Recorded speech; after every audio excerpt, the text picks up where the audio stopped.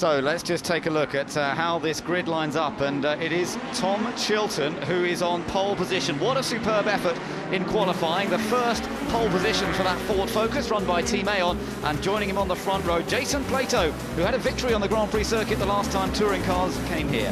Giovanardi's on the second row. Great qualifying by Vauxhall because they've got all three cars up there. Giovanardi's third, Matt Neal is fourth, go back a row, and you've got Andrew Jordan in fifth, so he's well protected. Matt Jackson in the Chevrolet is then lining up in sixth place. Behind them you've got the two Airways BMWs. They scored their first ever win here at Brands Hatch at the beginning of the year. Now we're on the long circuit. It's Johnny Adam and Rob Collard. Then behind them, finally we get to the championship leader. Alongside him is Paul O'Neill, but there is Colin Turkington, remember, carrying maximum ballast going into the first race of the day. Behind him he's got his teammate, so that may support him as he tries to move forwards. Gordon Shedden starts in 12th place in the Club Seat Leon. Behind them we've got Johnny Herbert making his return to Brands Hatch. His last time he raced here was that accident he had back in 1988, and here he is back on the Grand Prix circuit. Dave Pinkney, his teammate, lines up alongside him. Then it's Harry Volkard and Anthony Reid together on row number 8. Behind them, it's the youngster who went well yesterday, Matt Hamilton, qualifying well in the older Honda Civic. Martin Bell is next door to him, starting in 18th place in the second of the sunshine.co.uk cars. John George and Martin Johnson are together on the 10th row of the grid. And right at the back, had problems getting through the scrutineering aspects of qualifying yesterday, the other Focus of Tom Onslow Cole. So Team Aon are topping and tailing this grid. Well, the nerves are definitely beginning to build up now. The anxiety, perhaps, as well. There is Colin Turkington. He's starting in 10th position. He desperately wants to make a few places in this race. And, of course, with Giovanardi starting in 3rd place, good opportunity this for Fabrizio to narrow that 13-point gap. Well, Giovanardi starts on the 2nd row of the grid. He looks as fired up as ever. Tim, he actually had an off yesterday, didn't he, in practice? Yeah, he went off at paddock, very uncharacteristically. And, well, I mean, no damage done, and he qualified well, but just maybe a little hint at some of the pressure that we're under. But this is going to be an important race. There's 3 Vauxhalls in the top 5, so plenty of assistance for Giovanardi. But there's Jason Plato, the 3rd man in the title race. So, yes, Jason lining up. Let's see if we can get a quick word with him. This is Ben in the commentary box. Jason, all set to go from the outside of the front row. You were a winner on the Grand Prix circuit the last time the touring cars were here. Can you do it today? Well, I'll have to wait and see. Yeah, I mean, we've got a good chance. Tom's pace in qualifying was good, obviously, but we'll have to wait and see what happens in the race. But we're going to be flat out in this one. Okay, have a good one. Well, let's see what happens here. He's starting on the outside of the front row, and notorious pole position here, Tim, for getting Tom Chilton off pole position. They got that little dip on the inside. Is he going to be able to get off the line? Well, the trick firstly is to make sure the car isn't rolling, because obviously if the car's moving you get a penalty. So the pole position in actual fact naturally is in the base of the dip, if you like, so it does the car holds the car naturally on its own setting. But Jason may have a little bit of a problem stopping the car roll. So there's a Team Aon car at the front, one at the back, but Tom Chilton's pole position absolutely superb.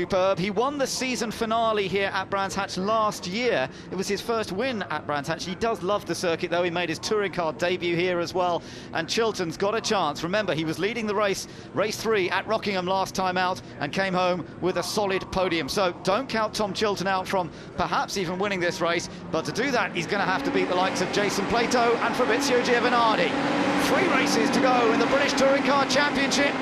Lights out, away we go, and it's a good start from the pole man, but Giovanardi also trying to come through from 3rd. There's going to be a squeeze. Plato is going to go around the outside of Chilton into Paddock Hill Bend. It's getting pretty physical already as they come down the hill. Giovanardi is in 3rd place. Matt Neal's a bit wide on the outside, and the BMWs behind have got away cleanly. Yeah, Giovanardi actually had the best start by far, but he ran into the back of Chilton and had to back out of the throttle, couldn't go anywhere. Oh, off has gone Matt Hamilton, the youngster, made his debut last time out. Martin Johnson's just recovering from the gravel as well. But back with the race leader, it is still Tom Chilton. Matt Neal has dropped back a little bit. Now is Matt Neal. Oh, he's hit Jackson. Matt Neal's hit Jackson. Jackson gets sideways. Off he goes. goes, and Neil just ahead of the BMWs, so I'm not quite sure what happened there, that Matt Neil dropped back, but he's now not far ahead of the two Team RAC BMWs. Well, I've known Matt Neil long enough, and I know touring cars well enough to read the body language, and I think Matt had a little incident with Graham Hill bend with Jackson and decided to retaliate straight away. Yeah, Matt Neil, we've got yellow flag, safety car out. Safety car. Yeah, safety car out, so no overtaking now, and everybody has to just behave themselves.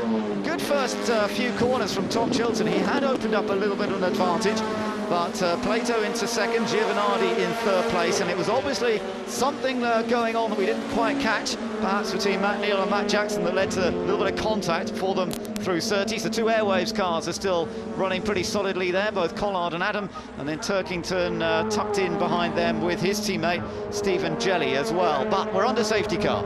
Yeah, there's no real snatch facility here at Brands because of the nature of the circuit. Means that the gravel traps are all in fairly dangerous places, so we always have to have the safety car out. Now here's the start. Watch Giovanardi. He gets a really good start and gets up behind Chilton. Plato's moving across, and there's nothing that Giovanardi was trying to dive outside, but he couldn't, and so he ended up trapped in third. Now Matt Neil goes wide here. He's on the outside. Didn't seem to further back though. There's the incident. There's the incident between Matt Hamilton and Martin Bell.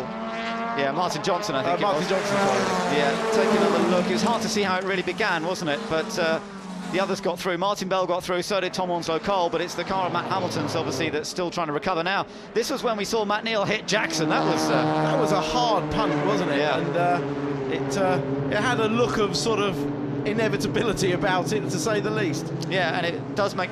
Now this is interesting, on board Giovanardi. Yeah, great start, but watch, Plato's moved over so he can't come out to pass Chilton, so he's had to back out of it. That was, I mean, it's good driving by Plato to close the box off, but Giovanardi sensibly backed out of it, knowing that he only had other Vauxhalls behind him. Yeah, absolutely right. So that took him up into Druids in third position. Chilton got around the hairpin cleanly, and a good first lap that by Chilton. He's looking so confident here. Now, this will be interesting because this is with Jackson, who started in 6th place, and obviously we think something happened with Matt Neil. If we go with this, you've got Andrew Jordan to your right and Matt Neil ahead. Yeah, let's hope we can stay on board all the way round to Graham Hill. It's got one of the Airwaves cars, that's Johnny Adam on the inside, but I think Jackson goes all the way around the outside. This is a brave move, and holds it together, and then I think you'll find that Adam is boxed in on the inside. Jackson, ever the racer, again all the way around the outside. Now let's see what happens on the run down. There's no instant there. Now bit of touching here, bit of touching. Jackson trying to get down the inside of Adam. Yeah, I think that was what it was all about. Jackson ran into the back of Neil on the hill, way down onto in his anxiety to stay up the inside of Johnny Adam, and well, that was the result. Matt Neil came straight back at him. So, as you predicted, Tim, there was something to precede that. There was some history going on there. Little tap from Jackson at Graham Hill. Ben responded with a slightly heavier shove from Matt Neil. That was what we call paying back with interest. Yeah, indeed. And even though interest rates are very low at the moment, Matt Neil's interest rates are substantially higher than base rate. I would agree with that.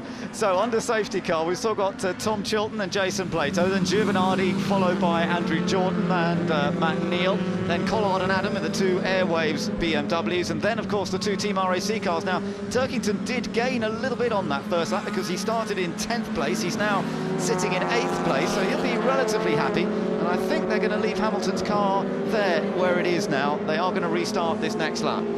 Yeah, well, it looks like they've decided it's far enough out of the line of fire. But we've seen plenty of cars go off at Paddock. I think they've dragged it actually just off to the edge there, so hopefully that'll be out the way. But yeah, should be okay. Safety car lights are still on, but I think we'll see them going off as they get around the latter part of the lap. Tim, this is one of the wonderful parts of this Grand Prix circuit. First time we've been here with touring cars for 4 years. Superb to be back. Absolutely great. Those two corners, Cawthorns and then Westfield, and this run down through Dingledale into the new corner here, Sheen Curve at the top. I mean, just a great sequence of corners. You know, up, down, picturesque, fast, driver input important, chassis setup important. This is the Sheen Curve, which used to be the old Dingledale where the cars took off. Always used to be a competition between the drivers, see how much air you could get under the car. But we're ready for a restart. Yep, getting ready for the safety car to come in as Chilton just keeps them under pace. We're just listening into a bit of radio a moment ago. Can we have a word with the safety car? He's driving off track and putting all the marbles and the stones on the track. Can we ask him to go on the racing line? Well, that was an interesting comment from Plato, but the race gets underway once again. It's Chiltern leading from Plato, who wasn't very happy about where the safety car was going. Then it's Giovanardi in third, and of course they're all a little spaced out now. Yeah, they are. They have to restart in single file, obviously, and it's who gets on the throttle first. Chiltern got a great restart.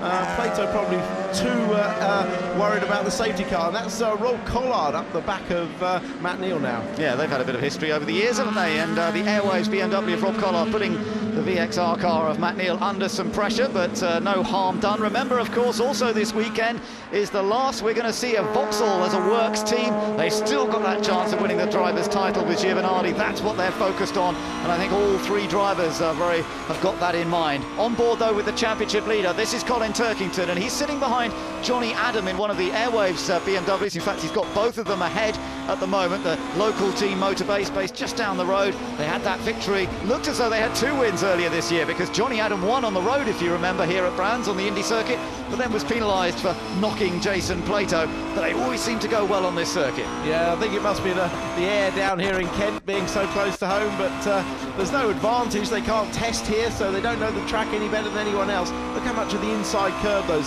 BMWs are able to take, and it's important here, get off the brakes, let the car get into the corner and use the camber to hold the car in. It's a much quicker corner than if it was flat, that Sterling's corner. Yeah, a little bit of banking to help you. We're on lap 4 out of 18, about to be lap 5. The race distance increased slightly by the safety car being out there. Chiltern, I tell you what, is flying here, Tim. He's opened up a bit of a lead. Oh, run off, that's Jackson, I think. Jackson's run wide as they've come out of clearways, and that's dropped him way down the order. Yeah, disastrous race for Jackson after that tremendous run of podiums he had earlier on this year. But that corner actually at clearways is the opposite of Sterling's, because the road drops away, and I bet he's lost a bit. As the road drops away, he's just carried too much speed and been sucked off. He's done well to hold that, actually, but the complete opposite. If that was a flat corner, you would be able to take it at that speed, but because the road drops away, you can't.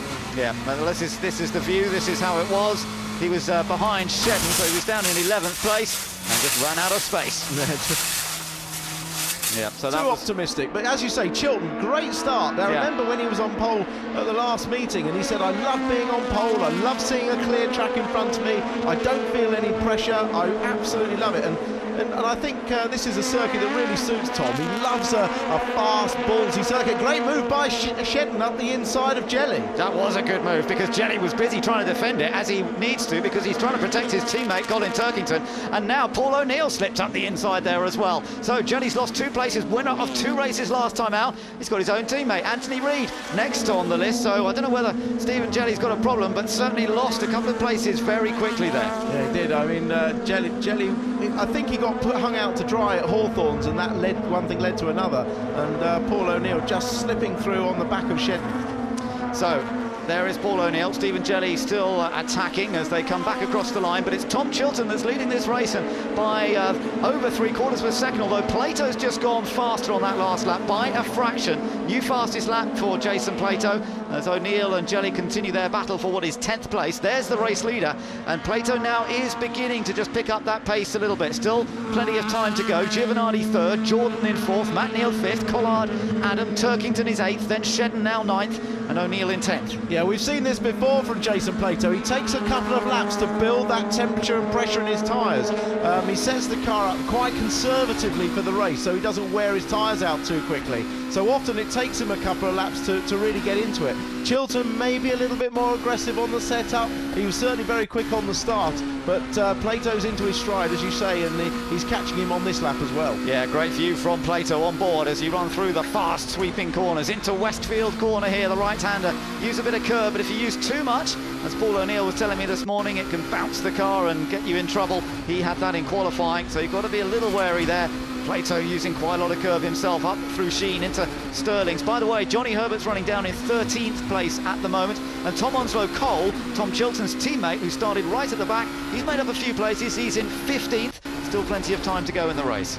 Yeah, very unfortunate for Tom Onslow Cole. He failed the ride height 3 times in qualifying. Eventually didn't bother going out anymore, and obviously some setup problem on the front of the car, but they've got it fixed, and there's nothing like a charge from the back of the grid, is there? No, that's right, and I think Onslow Cole enjoying himself as he moves up through the order. Through the Paddock Hill bend, the 2 leaders come, still on board with Jason Plato. Didn't gain much on Chilton that last lap, about a tenth quicker.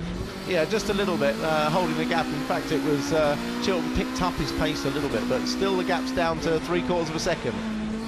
Now, Johnny Herbert down in 13th place. I think he might just have been passed, well, he's certainly in a battle with Harry Volkard at the moment. There you are, race leader, Tom Chilton in control at the moment. Remember, he did lead at Rockingham, but just dropped away a bit. Still came home with a fantastic 3rd place.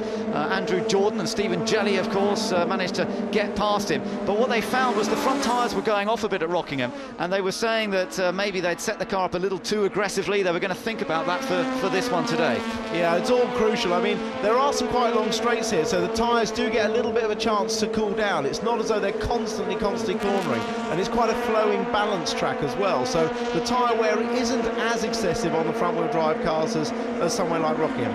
It's a tough, twisty circuit, Rockingham, so a bit more flowing here. You've got the 2 Airwaves cars still following Matt Neal. It's all quite calm at the moment. You sort of wonder when's it all going to start cracking off, but I'm sure it will. Collard in the first of the 2 Airwaves cars, and then Johnny Adam right behind him. They've had a great season, Motorbase, haven't they, with those cars, but they'd love to finish it off in style here. Yeah, remember last year they picked up a whole horde of trophies at the last meeting here, and it's always great to end the season on a high. I think they've done a fantastic job. Private little battle, I know, with West Surrey Racing. Well, at the moment they're winning it this weekend, but it's West Surrey Racing will probably win the war. But loyal sponsorship, I know, and a great weekend support this week from Leyland Paints on the team, bringing a bit of colour to the team and the paddock. Indeed. Well, Collard just staying ahead of his teammate Johnny Adam. They've been a very effective pairing, I think, this year. Collard, with all his experience, he's had 2 victories. Johnny Adam yet to have that win, but surely it's not far off, because he's shown great pace, tremendous control, led at Rockingham last time out. It's just got to get that breakthrough victory, and I'm sure it will come at some point.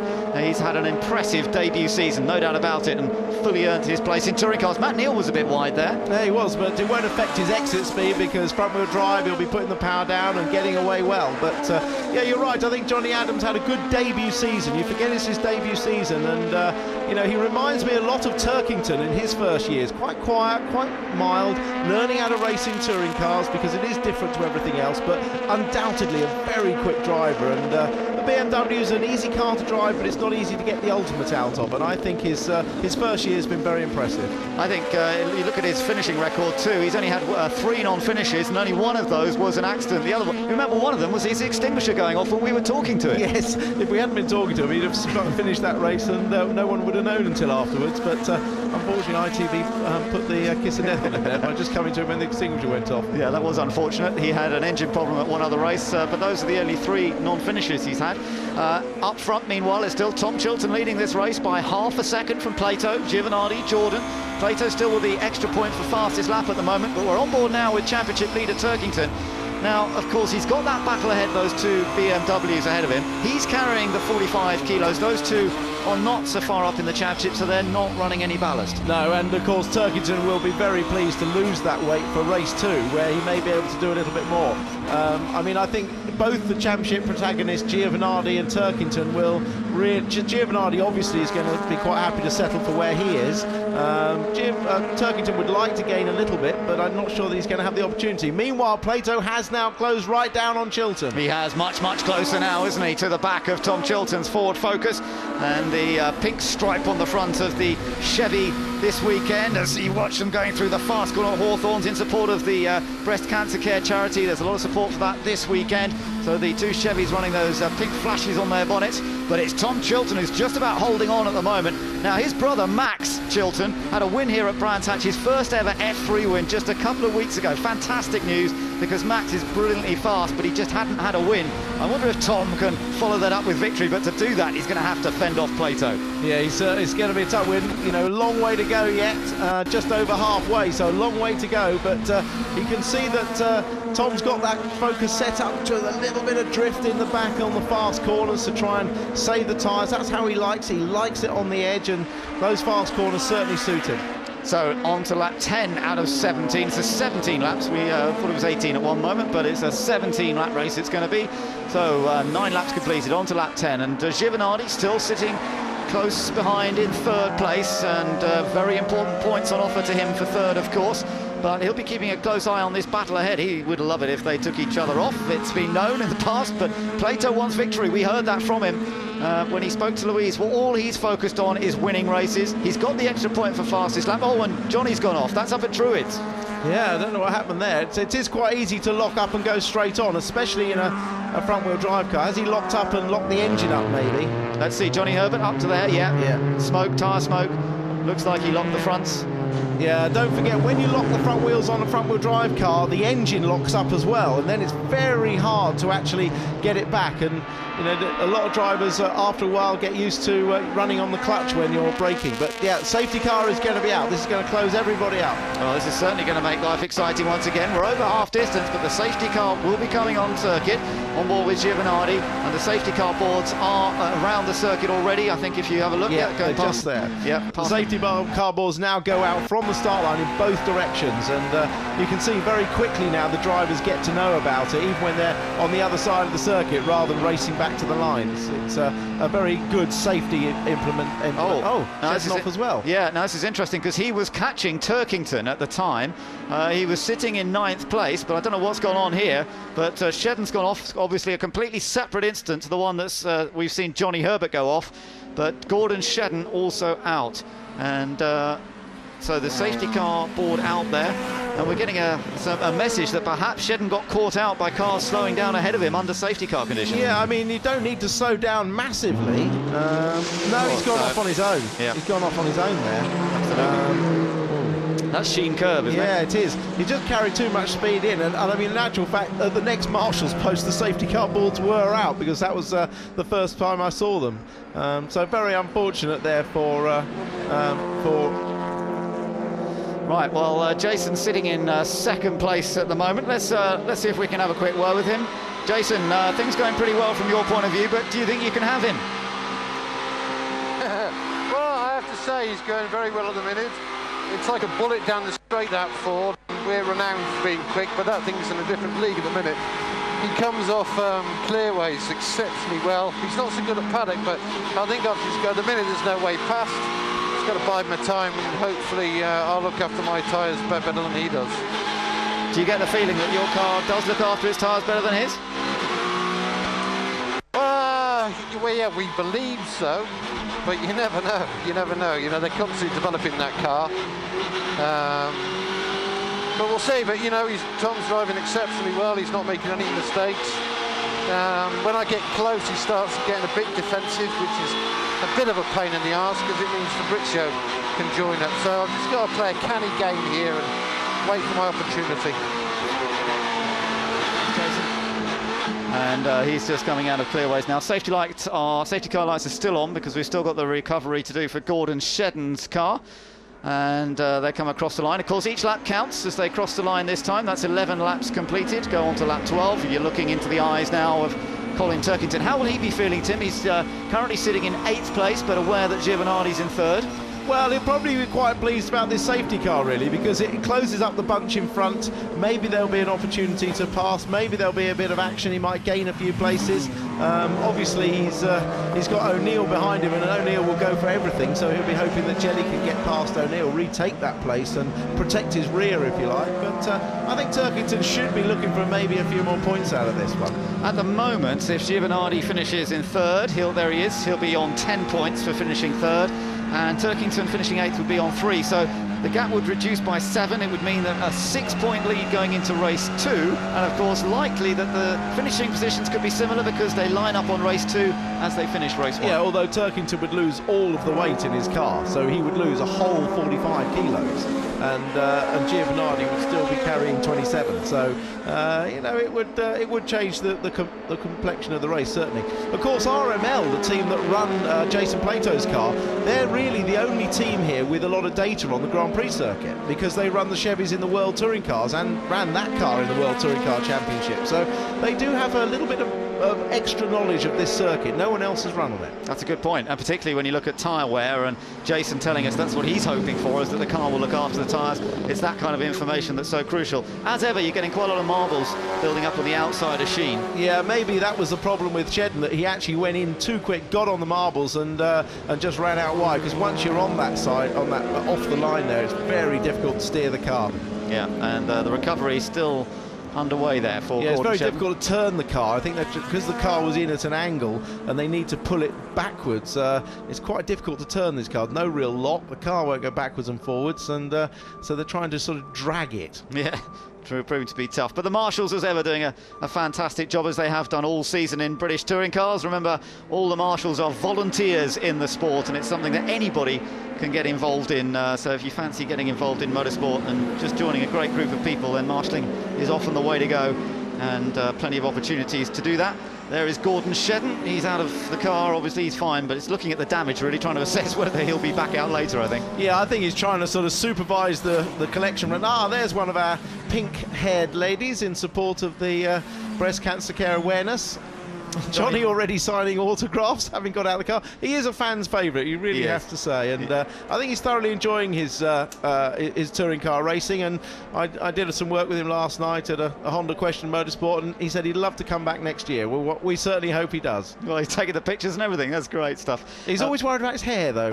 What's left of it. I tell you what, going off there, it reminds me of his Formula Ford Festival win here, because he went off at Druids in qualifying, and he had to start right at the back, and he came through to win the whole thing. It was one of the most remarkable performances. It was, and it was one of those defining moments in Johnny's career, really, because in that time the Formula Ford Festival was a competition. Oh, he looks a bit tired, doesn't he? Mind you, he's getting on a bit, isn't he? But he's not going to get any rest, is he? He'd like to just sort of collect his thoughts, but he's going to have to carry on with the fans. But it was a defining moment for him, and it launched his career through into Formula 3 and beyond. Yeah, absolutely superb. And as you say, I think it's great to have him as part of the championship. The lights are out on the safety car, and we're getting all ready to go racing once again, which is good news. Tom Chilton still looking for his first ever win in a Ford Focus, and Ford's first win in some 9 years. Can he hold Jason Plato behind him for the remainder of this race? We're about to find out. We're on lap 13, but we'll be going on to lap 14 as they come around next time. Safety car will be heading into the pits,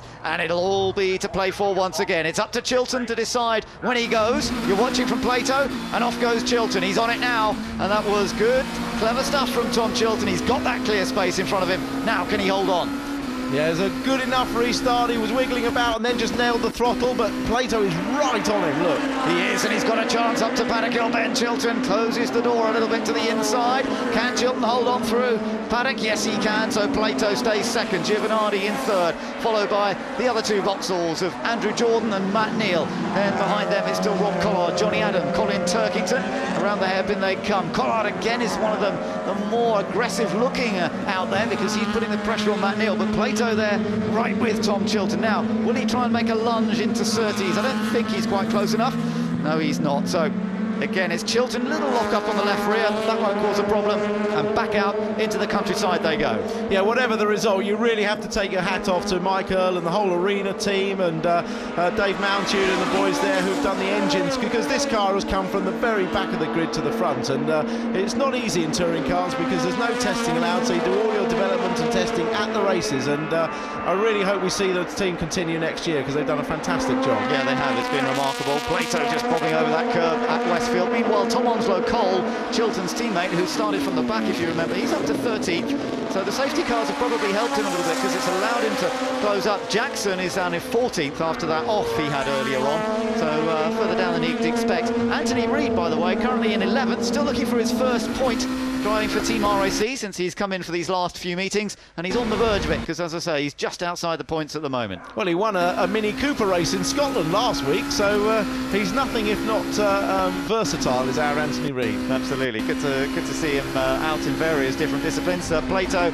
down into Paddock Hill Bend. Chilton still controlling this race. We're on to lap 15 out of 18 now as they bobble over the curb on the exit of Paddock Hill Bend. Up to Druids, trying not to do what Johnny did up here, locking the front. And Chilton and Plato both cleanly in. Plato losing a little bit of speed mid-corner. Chilton really controlling this beautifully at the moment, but can he stay there? That's the question. Giovanardi still in third place behind them. Then Andrew Jordan followed by Matt Neal, Rob Collard, who's just opened up a little gap over his teammate Johnny Adam. Turkington's got to be a little wary. He's still sitting 8th, but he's got Paul O'Neill not far behind. And then it's Stephen Jelly, Harry Volkard, who's... in fact, Reed is up into 10th place now, so he's on for a point. Volkard is down to 11th, and then it's Jackson and Onslow Cole. Yeah, Turkington hasn't been able to really latch onto the back of the motorbase BMWs, has he, as I hoped he would, and he is under pressure from Paul O'Neill. Paul O'Neill, actually, that car very quick round this circuit. It's a slippery shape, it looks after his tyres. Paul's driving it really well, and with a bit of help from Alex Somerset in the team, the whole team there, they've really got the car going well, so Paul's on a charge. Yeah, absolutely, and qualifying record here was unbeaten yesterday. Dan Eves' qualifying record in one of those Integras, so it's still a very effective car here on the Brands Hatch Grand Prix circuit, and O'Neill is going pretty quickly at the moment, but we're running out of laps gradually now. They come around this time, it'll be 15 out of 18 laps completed, and we'll go on to lap 16. Across the line they come. It's still Chilton leading. The gap to Plato, only 0.3 of a second. That's the battle between Turkington in the Team RAC car and Paul O'Neill, and then right behind is Anthony Reed. Jelly has dropped down. Not quite sure what happened to Jelly, because he's dropped down to 14th position. So here you are, looking back from Turkington, right at Paul O'Neill, and then Anthony Reed tucked in behind. Yeah, it's a great showing by these three, and oh, it's close at the front again. Plato's mounting a last couple of lap charge, isn't he? He is. He really wants that victory, but as we heard from him, it's not proving easy if he wants to keep his championship chances alive. He really needs the extra points for the win. You get an extra bonus point for leading a lap at any time as well, so that would be very useful to Plato, with Giovanardi racking up the points, with Turkington still in the top 10. Plato desperately really needs to get past this Ford Focus, but Chilton is proving resolute. He loves being up front, he loves leading a race. He won't be concerned about Plato being behind him. He wants a victory at Brands Hatch, as he had at the end of last season when he was driving a very different car. I'll tell you what, Giovanardi's right on the limit as well, because he's trying desperately to stay in touch with these two in case there's any kind of conflagration that he can benefit from and grab some extra points. So building up then to the climax of this first race of the day. It's all been pretty calm so far. The odd little incident, a couple of drivers have gone off, but what's going to happen in the closing laps here is Chilton going to hold on and keep Plato behind him as they cross the line. This time they'll go on to lap 17 out of 18. 2 laps to go then. Chilton still with a good margin, enough of a margin that Plato can't really throw an attack at him at the moment. But then it's Giovanardi, then Andrew Jordan and Matt Neal, all still in the hunt here. Up to Druids they come. Chilton, absolute composure from him at the moment. Yeah, he's driving the lines right. He's not defending unless he really has to, and so far he hasn't had to be ultra defensive at all. So he's just maintaining his lines and not making mistakes. It's all smooth and controlled. In the background, meanwhile, Turkington is still ahead of O'Neill. We're on board with Giovanardi here, sitting in 3rd place as they go out to Surtees, up the hill and accelerating towards Hawthorns. Ideal conditions here today, absolutely glorious day. Just a little bit of cloud around, as you can see, but really no threat of rain.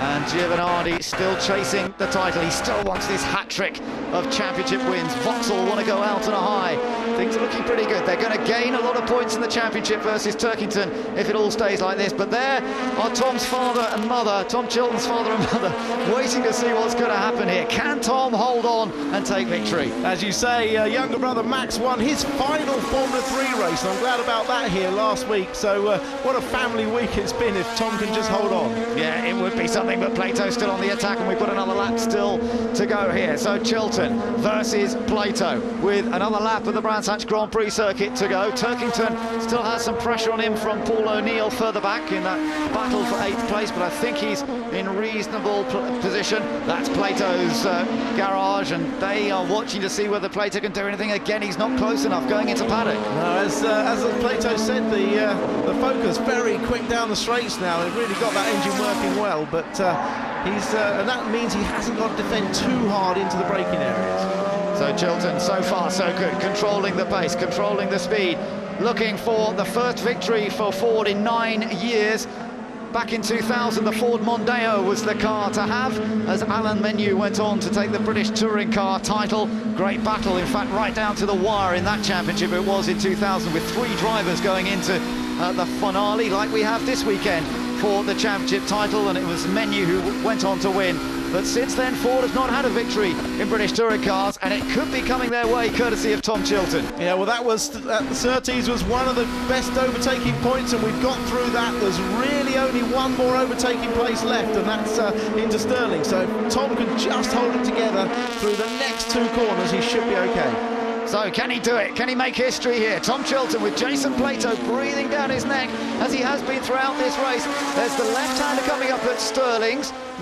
Sometimes you'll see a move attempted there. There's one more corner to go, and Chilton just runs onto the curb a little bit. He's going to have to defend and coming down towards Clearways. He knows Plato will launch an attack if at all possible, but Chilton's quick into Clearways. Now he's getting on the power. Plato's come out of Clearways well. It's going to be a dead heat finish. Who's going to get it? Plato's on the inside. Jason Plato is just going to grab it on the line. My goodness, how did he do that? That was brilliant. He put the pressure on the approach to Stirling's. He forced Tom Chilton to defend on the way into Clearways and just got the run up the inside. A brilliant drive by Plato. That was amazing. How did he manage that? He got through on the last corner of the race when it looked like Tom Chilton was going to have that victory, and Jason Plato has done what he said he wanted to do, and that was to take the win. Oh, amazing stuff. Giovinardi took third place, Jordan fourth, Turkington finished in 8th place, but let's look at the reaction. Well, it'll be the absolute opposite of Tom Chilton's reaction. Tom will be devastated to have lost that win at the end. Plato will be delighted. Every racing driver wants to win, but to win on the last corner on a drag to the line, that's fantastic. Let's see if we can grab a quick word with him. Jason, that was absolutely mighty. How did you do that? Well, anyway, to be fair, the Ford looked better his tyres, but I could see the last 2 or 3 laps he was getting a bit twitchy. I could see his head moving from side to side, watching where I was, and I got a good run on the last lap and teed him up at Stirling's, hoping that he would defend into Clearways, and that's where he's strong, and I thought if he takes the inside line I can just about have him, and yeah, it worked out. Great race. Brilliant, well done. That really was a fantastic finale when the race seems quite settled. Got a feel for Chilton, as you say, because he drove a brilliant race, but it's still the best result with the Focus, and he'll start on the front row next time. Yeah, great result, but disappointing really to have come so close. And but that team will have to find some lead. They haven't run lead yet this year, so it's still a good result for the Arena team. Well, Giovinardi, he'll be pretty happy with third place. Let's just listen back to the reaction on the radio as he crossed the line.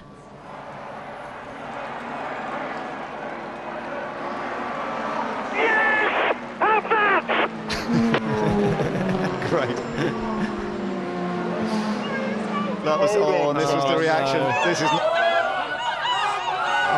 Yeah, that's Max Chilton on the left, the younger brother, the Formula 3 driver. Oh, can you feel for them? Oh, they thought they had that victory.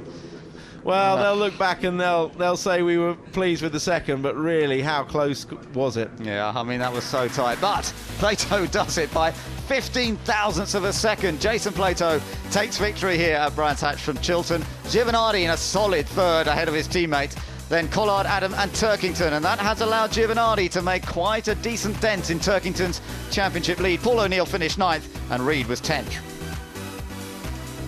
So just outside the top 10, we saw Harry Volkard finishing 11th, then Matt Jackson in 12th place. Onslow Cole finished in 13th, coming up from the back, remember, ahead of Stephen Jelly, then David Pinkney and John George, with Martin Bell coming home 17th, and then a few cars that sadly ended up in the gravel trap.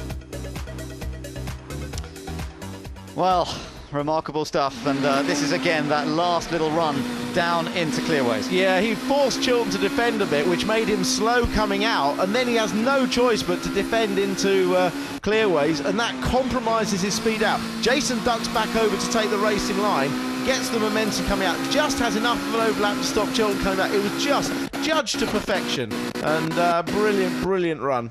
And that was the sight he wanted to see, that checker flag by 15 thousandths of a second. And Tom Chilton, it must feel painful, but this is the important bit. What's happened to the points? Well, looking at the championship battle, it's now still Turkington leading, but Giovanardi has closed it up in the team's championship of VX Racing, still leading from Team RAC. But just to let you know, with Racing Silverline up there, that Giovanardi has managed to close up that gap because of his solid third place finish in that race. So we'll just have a quick look at that.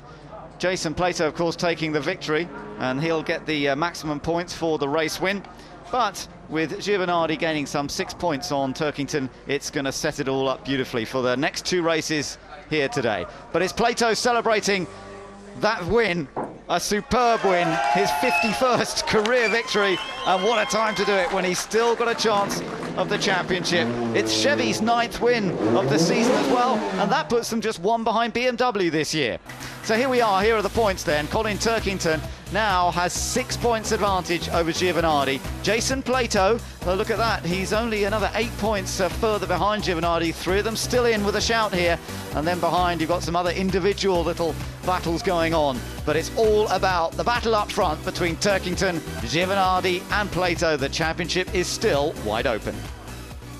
Okay, well, let's see how they line up for this second race. Remember, Plato now carries 45 kilos of lead ballast on board. Chilton alongside him on that front row of the grid. He had a problem with his steering in that race, which we didn't know about, but he did well despite it. Giovanardi is on the second row, and once again, he's very well supported by his teammates. He's got Andrew Jordan alongside, and he's got Matt Neal right behind. Perfect situation for VX Racing. Rob Collard is 6th on the grid in the Airwaves car, and then his teammate Johnny Adam is 7th. There is Colin Turkington, championship leader, but the gap has gone down to just 6 points. So what can he do from there? No ballast this time. Paul O'Neill is on the 5th row with Anthony Reid, the second of the Team RAC cars on the grid. Then it's Harry Volkard in the Bamboo Engineering Chevy, and Matt Jackson in his Racing Silverline version. On the 7th row of the grid, we've got Tom Onslow Cole and Stephen Jelly, so he's going to have to work a little bit to try and get up the grid to help his teammate. On row number 8, we've got Dave Pinkney and John George, and then as we work our way towards the back of the field, Martin Bell and Gordon Shedden are together on the 9th row of the grid. On the 10th row, it's Johnny Herbert. He had a slow puncture, actually, which put him off into the gravel at Druids earlier on. Martin Johnson joining him on that 10th row, and then at the back, it's Matt Hamilton, who went off fairly early on, if you remember. So here we go again with this championship challenge well alive between 3 very determined racing drivers. Colin Turkington is the championship leader, 6 points only his lead, and remember, 15 points for a win in this series, plus a point for leading a lap, plus a point for fastest lap. Further up the grid, it's Fabrizio Giovanardi, probably his main challenger, because that is the 6 point gap back to this man who's looking for his hat-trick of titles, remember, which hasn't been done since 1985. But there's still a third member in the mix, and that of course is Jason Plato. He starts from pole position this time after that dramatic last gasp win last time around, and he's going to try and make it 2 out of 2. Let's see if we can grab a quick word with him. Jason, this is Ben. If you manage to get the victory in this race, then Chevys will have won as many races as BMW, as many races as anyone. It's been a pretty good season in this car, hasn't it? Yeah, it has. The second half of the season, once we've started to understand how, what makes it tick, but yeah, there's still a little ways to go yet, I tell you. Okay, we'll have a good race. Obviously focused already on what he's going to do, and it is vital for him, Tim, to win this one, isn't it? Yeah, you can hear in Jason there's a little bit more of Jason Plato, the racing driver, and a little less of Jason Plato, the television presenter, in his delivery at the moment. Yeah. He's focused on one thing and one thing only. He wants to win this race, and he's very capable of doing it. He's done it already this year, carrying maximum ballast. They know how to set the car up for it. I spoke to Michael Butler from Dunlop to sort of establish the tyre issues in that first race, and he said barring a few cuts and things in the tyres, the Chevy tyres weren't too bad. Thought they'd managed it very well. Several other people had showed evidence of curb hopping, but not Jason too badly, and Tom Chilton's tyres looked very good as well. So I think if he hadn't had that steering problem, which he was very brave to quite literally hang on to, he could have been a bit more competitive, but certainly no tyre issues. Well, Jason's now on 5 victories this year, and it's interesting, if you look at those 3 championship contenders, Turkington is top with 6 wins, but both Giovanardi and Plato have 5 wins apiece, and obviously Plato's going to be looking for his 6th in this one, and they're remarkably similar stats really all round. Giovanardi and Turkington both have had 23 top 6 finishes this year. Plato's now had 20 top 6 finishes. It's so much about consistency, isn't it, and about always being up in the points. It always is, but the points are getting closer and the races are running out. So let's see what happens here off the start. Plato's a good starter, he's on the inside. Giovanardi's going to try and get right up behind him. He got a peach of a start last time, and he needs to try and stop Chilton cutting across. Last few cars moving into position, and Vauxhall really are sitting pretty with 3rd, 4th and 5th on the grid. But what can Colin Turkington do now with no ballast on board? Jason Plater, we know he's going to go for victory. That's all he's worried about, and let everybody else sort themselves out. The penultimate round of the British Touring Car Championship about to get underway around the Grand Prix track here at Brands Hatch. Lights out, away we go, and it's a good start from Chilton on the outside of the front row. He's going to challenge Plato going into Paddock Hill Bend, but of course Plato has that inside line. The Vauxhalls are all going together to try and block up, but Chilton it is who leads into the first corner. Oh, and Matt Neal gets very, very crossed up in front of the BMWs there. Turkington's going to try and take advantage by coming up the inside. Not sure if he's able to do it. Anthony Reid's just behind him, and Matt Neal fighting hard with Johnny Adam, ends up on the grass there. Well, brilliant. Chilton's got up into first. We didn't expect that. And Rob Collard's got up to 4th. He's went all the way around the outside of Matt Neal and Jordan into paddock. Great move by Collard. And Johnny Adams got past Andrew Jordan, but Jordan's going to come back, and then there's a little bit of touching, a bit of rubbing through Surtees. Jordan went wide through the previous corner. Turkington's following all 3 cars as they come up out of the hill, but it's Chilton leading. Plato in 2nd place, Giovanardi's in 3rd. It's all going on behind that group. Collard in 4th, and then look at this lot for 5th place. Turkington's on the inside there of Matt Neal, and he's managed to get past one of those Vauxhalls.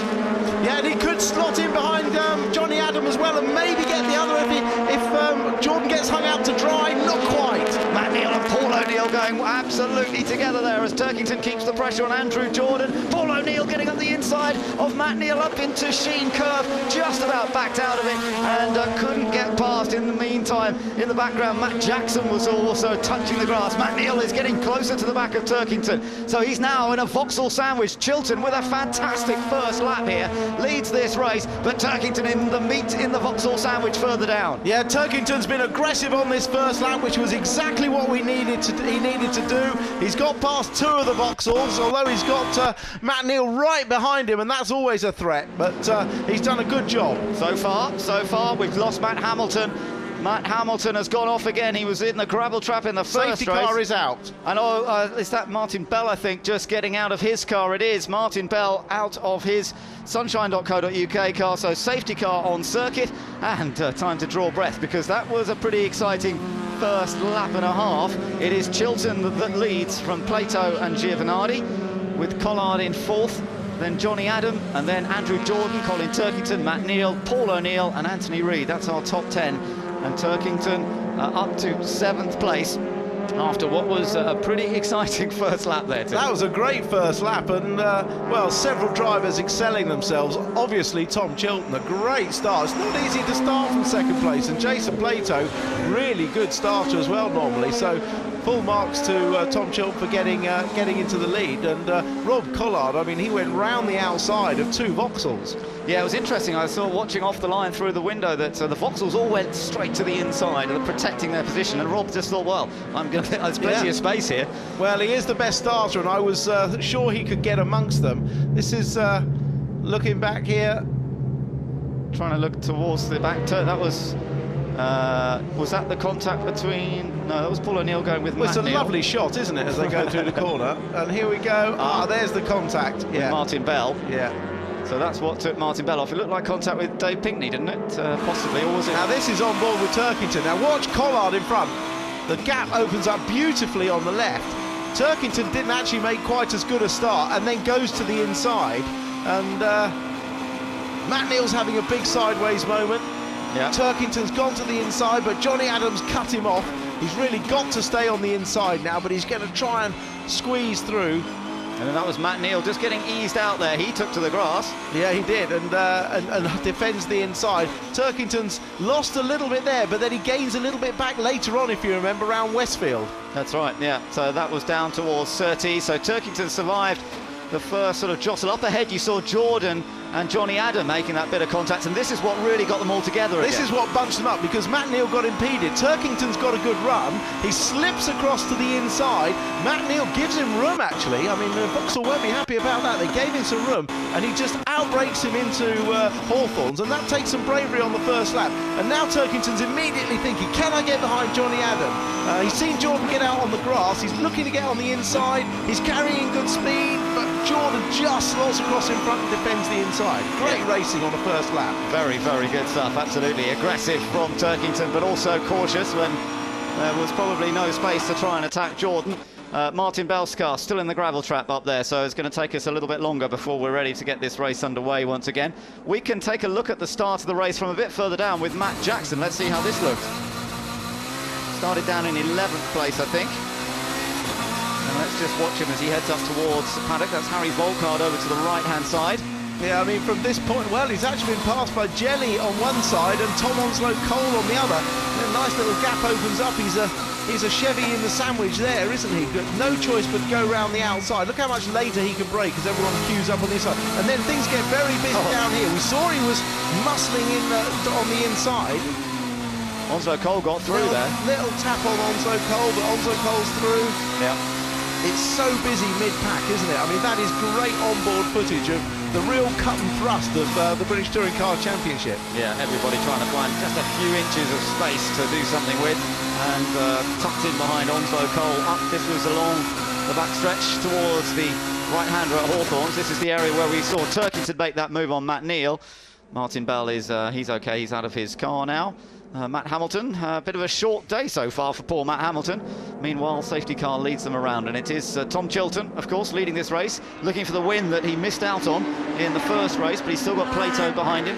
Giovanardi looking very, very consistent so far. If you look back to last year when Giovanardi won the title here at Brands, but he managed to do it, scoring just 1 point, and that was for a fastest lap. Yeah, well, he's not going to do that this year, is he? He's going to have to finish the races, but... you know, Giovanardi third, Turkington seventh. It's still close, but Plato second. Plato be disappointed he didn't get the lead. Yeah, but off the start, yeah. Looking at from the feedback, I mean, you'd have to say that Chilton's got a very good chance of winning this one. Yeah, if he can hold on to it, and maybe just lost a little bit of performance at the end of the last race, but if definitely that steering must have been a distraction to him. So if everything's going well, then hopefully Tom can hold on here. Plato's sitting in second place at the moment, then Giovanardi in third. We've got Collard up there, Adam. I guess the problem for Turkington is the fact that he's actually got a Vauxhall next up on the order, and that is, of course, Andrew Jordan. Yeah, it is. I mean, he's in a Vauxhall sandwich, but he's just got to fight them. He's got no choice. He's got to fight them. He's not going to get any help from anyone else. Jelly's quite a long way down. Reed is 3 places behind him. Yeah. So Reed might be able to put some pressure if he can get past O'Neill on Matt Neal, which could help him. But he's still got Matt Neal right behind him, of course. Yeah. And Matt's going to be aggressive on this restart, isn't he? Yeah, they all are. Yeah. Yeah. The other thing to consider is this is the first time that Tom Chilton's carried any weight in that car.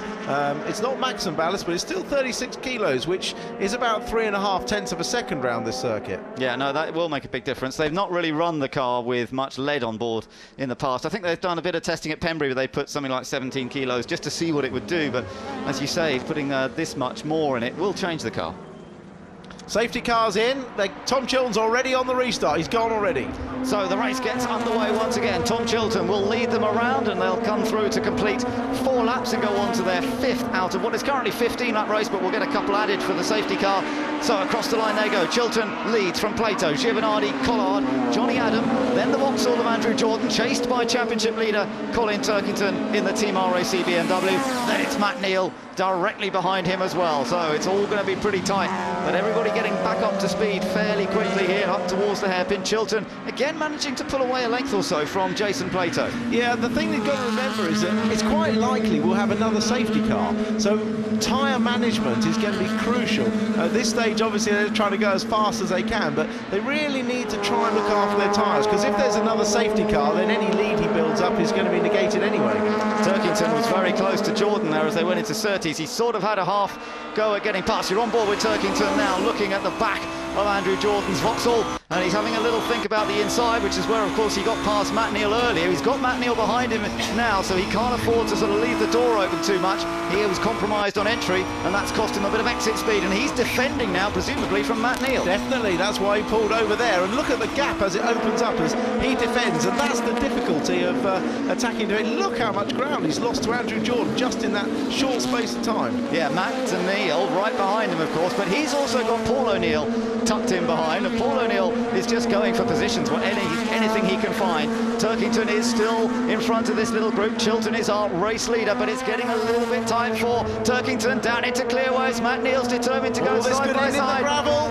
Oh, this is tricky stuff. And O'Neill's got a chance to get inside, and that car's quick on the straight as well. Paul O'Neill diving into the inside of the Sunshine.co.uk car, and here comes Anthony Reid on the outside as well. Paul O'Neill's going to try and take the place from Matt Neal. Matt Neal going deep as he can into Paddock Hill Bend. Still side by side, wonderful racing. Matt Neal's still trying to close the door on Paul O'Neill. Paul O'Neill can't do it as yet. They're going to almost make contact through the hairpin. He eases Matt Neal onto the grass, and Matt Neal pays the penalty. Well, you can only go around the outside so many times. He risked it at Clearways, nearly risked it at Paddock, and I think Paul O'Neill had just had enough there, hadn't he? And it was time for Matt to go grass cutting. Oh, a bit of a slide there for Rob Collard, kept it well, but that will allow Johnny Adam to catch up a bit more. So you've got Chilton in the Aon car leading, but Giovanardi, look at Giovanardi now, in third place currently in the top Vauxhall, but he's got a real chance of battling for the lead here, and that would make a huge difference in terms of the points. If you get in front, you get a lot more points in this championship, and that's what Giovanardi knows. Yeah, and going back to the tyre thing, oh, big slide! Did you see that from on board? What fantastic car control! And he didn't lose any pace from it either, just kept his foot nailed. But just going back to the tyres, the Vauxhall's tyres, and we know they've had problems in the past, look fantastic after the first race. Right, well, that's interesting to know. Vauxhall had an up and down season. Collard a bit wide again. Jordan goes through, Turkington following, then it's Paul O'Neill. So Turkington will be a little bit relieved that it's not Matt Neal still right behind him, but he's not catching this group up front, which is a bit of a surprise. Chilton still controlling the race at the moment. Plato in second place under pressure from Giovanardi. Then Rob Collard wants to join in. Johnny Adam there as well. This is tight. There's a lot of respect between these two. You're on board with Plato. Giovanardi tucked in behind him. Massive amount of respect here, but they both want to beat each other more than anything in the world, I think, because they see each other as their biggest rivals, and at the moment it's clean, and Giovanardi's still in third. So close, wasn't it? I mean, Giovanardi just nearly got up the inside, but Plato just closed the door, and Giovanardi's just erring on the side of caution. He knows there's quite a long way to go in this race. He can see that maybe Tom Chilton won't get away this race with the maximum ballast on board, and there's a long way to go, but the fastest lap's gone to Collard for the extra point. Yep, and that could all make a difference at the end of the day.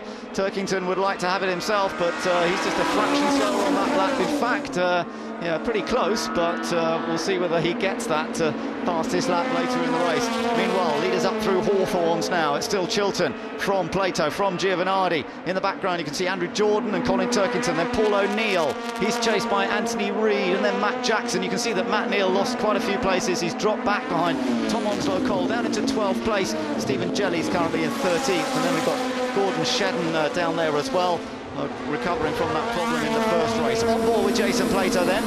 Second position for him at the moment. It's down in this area where, of course, he managed to get past Chilton at the end of the first race. But right now, we're not even halfway through this second one. There's a long way to go, and be interesting Turkington's lap time on this time. He's certainly got his tyres up to temperature. He's pushing hard. He set his personal fastest lap on the last lap, and as they come across the line this time, Turkington, well, it's another fastest lap for him, but it's not quite the fastest lap of the race. Very close. Close, but not quite there. Matt Neal set the fastest lap on that race lap, actually. Oh, wow, well, he's going well. The Vauxhall is flying here. Vauxhalls were strong here at Brands on the Indy circuit at the start of the year, if you remember.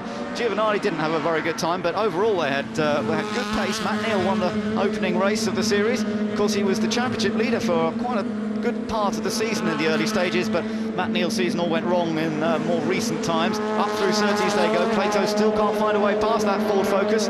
Leading this race at the moment, Chilton, but Giovanardi's tucked in there as well. There's definitely not the spread that we saw in the first race, and Turkington now getting much closer to Andrew Jordan, and that is the battle for 6th place. And of course, the Vauxhall of Jordan, his job is to try and keep that Team RAC car behind him. Yeah, it needs to be a decisive move if he's going to make it, and with with Giovanardi threatening a possible win, it would be in Turkington's interest to do something decisive. Yeah, but he's got to time it well, he's got to judge it right, otherwise the whole championship could be under threat. Jordan sliding his way through Sheen. Great car control from him, coming to the end of his first year as a works driver, Andrew Jordan. And of course, with Vauxhall leaving, he's going to have to think about what he does next year. Anthony Reid just running a bit over the curve. Everybody getting pretty aggressive as we get into the closing stages of this season now, with just this race, half a race to go in this one, and then the final race this afternoon. Sun glinting, the autumn sunshine looking absolutely superb here at Brands Hatch as another lap's completed, 8 laps completed,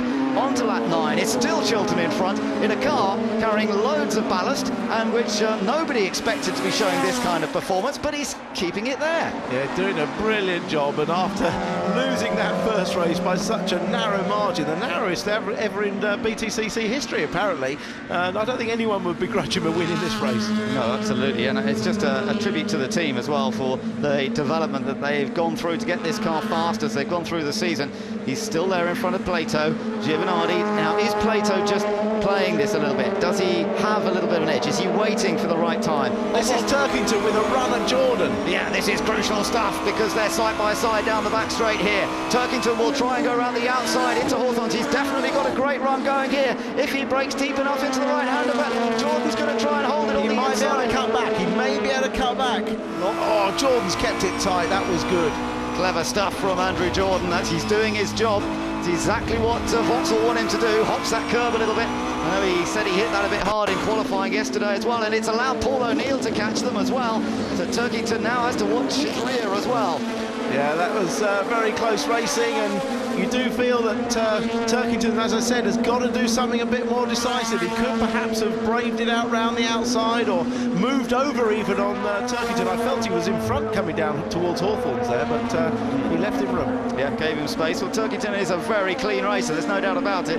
Never been any real controversy, certainly this year, about the way he's gone about it. He's gone about it in an extremely clean and sportsmanship way. And right behind him now, Paul O'Neill under pressure from his teammate Anthony Reid, who's really enjoying himself at Brands Hatch. Yeah, well, at least Jim Reid is doing helping Turkington by taking some of the pressure on, putting the pressure on O'Neill, which is at least moving it off the back of Turkington's rear bumper. But the leader's closer than ever. Yeah, this lead group, nothing to choose between them, is there? Chiltern leading. Still Plato there in second position, looking for another victory to add to the win he had earlier on. But Giovanardi is the big threat, still sitting in third place. Then the two Airwaves BMWs, followed by that Jordan-Turkington battle coming up the hill. And you just don't know which way this is going to go. Again, Turkington getting a pretty good run on Andrew Jordan. See what's coming up. Yeah, there is Jordan, and Turkington, is he going to have a look up the inside this time? No, he doesn't. So he's still playing it a little cautiously, but he's still applying the pressure to Andrew Jordan. Oh, that was Jackson on the grass on the way out, and that's a 120 miles an hour moment. Yeah, it might look simple on camera, but I tell you, if you do that for real, that's pretty frightening. The barriers are not far away there, but he did well to get it back on again. Still with Chiltern leading this race. Is Plato playing a waiting game here, or is he just seeing how the tyre wear goes through the race? Yeah, he's just letting the tyre wear settle down. He'll certainly be pushing and mounting a challenge, but as we heard in the first race, the Ford is quick on the straights at the moment, so actually getting an opportunity to get past is not easy. No, absolutely. So if it finishes this way, it is going to be virtually evens between Giovanardi and Turkington going into the final race. Remember, there's a reverse grid to come as well from that final race of the day. 11, we're on lap 11 now. Chiltern sliding his way through Paddock Hill Bend, but Plato's just tucked in there, waiting for the moment, waiting for his opportunity. And remember, if Chiltern does lose the lead, he may well be shuffled down the pack quite quickly. It can happen in touring cars. You lose one place, you suddenly lose 2, 3, 4 places. That could have a big bearing on the outcome of the championship. Yeah, if there's any nudging or contact and Chiltern gets pushed wide or delayed in any way, then they'll all be through. And I think Plato and Giovanardi just being a little bit cautious at the moment.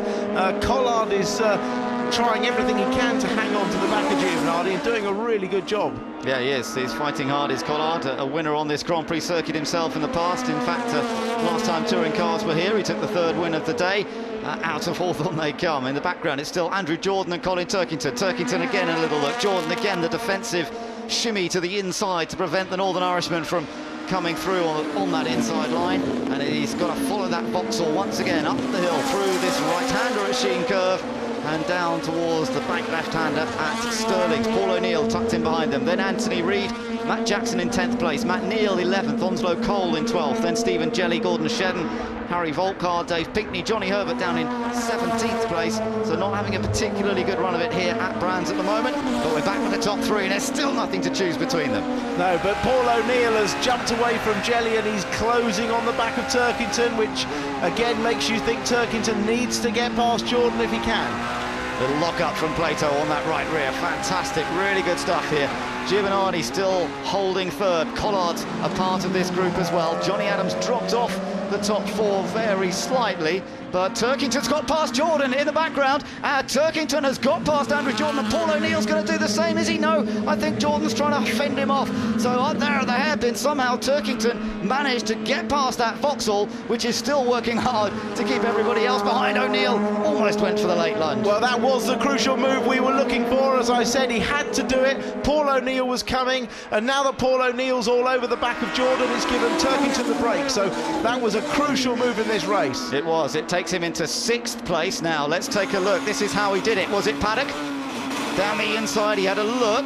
Oh, and Jordan sort of ran a bit wide. Well, Jordan ran in deep to cover it, but he's run too far into the corner, just under pressure, and Turkington's able to move up the inside with no contact at all. Brilliant. Partner Louise there looking very, very happy. Young son Lewis at a race for the first time, and that was a moment of celebration. But Turkington's still got some work to do. He's now caught up to Johnny Adam, and he's closed up very quickly as well. This lap time is going to be a good one because he's caught up quickly, and he could really, if he could get past the Airwaves cars, but they're not going to let him. They might be BMWs, but they race for their own sponsors and their own team. These are not works cars, these are independent cars, so they're racing for their own sponsors, so they're not going to just move over for Turkington, and they shouldn't either. 12 laps completed, on to lap number 13. It's still Chilton leading, Plato, then Giovanardi. Collard just lost a length or two, but in the background you can see Turkington has caught Johnny Adam. So there is a battle of the BMWs about to go on. Chilton was wide there and slowed down the hill. Plato's right on his back. You've got this, there's a feeling of inevitability now that the tyres are really starting to wear, and Chilton's just hanging in there. Yeah, the heavy load on those tyres with the maximum ballast on board. It's something the team have not experienced before with this Ford Focus, and now Tom is having to deal with it himself. He's had plenty of occasions when he's won races and gone on to maximum ballast in different cars, but still going to be a pretty tall order for him here. In the background, by the way, I think Turkington was right with Johnny Adam as well. So that's going to be an interesting battle as well. There it is in the background. You can see Turkington right with Johnny Adam, not quite challenging yet. Well, not quite through yet. No, he was just having a look and hoping that Johnny Adam would run wide, a bit like Jordan did, by intimidation rather than actual contact, which is great. Jordan, oh, he's wide there, he's wide. Johnny Adams gone wide and Turkington's done it. It was intimidation in a way. Yeah, that's how Turkington does it. He just applies the pressure. He doesn't nudge and barge and push. He drives really beautifully, really clean. He applies the pressure and then takes advantage. That was a really good pass. Lights are on Turkington's car. He is just gradually beginning to ease his way up. A little bit of bodywork flat at the back, but I don't think it's any problem. Across the line goes Chilton.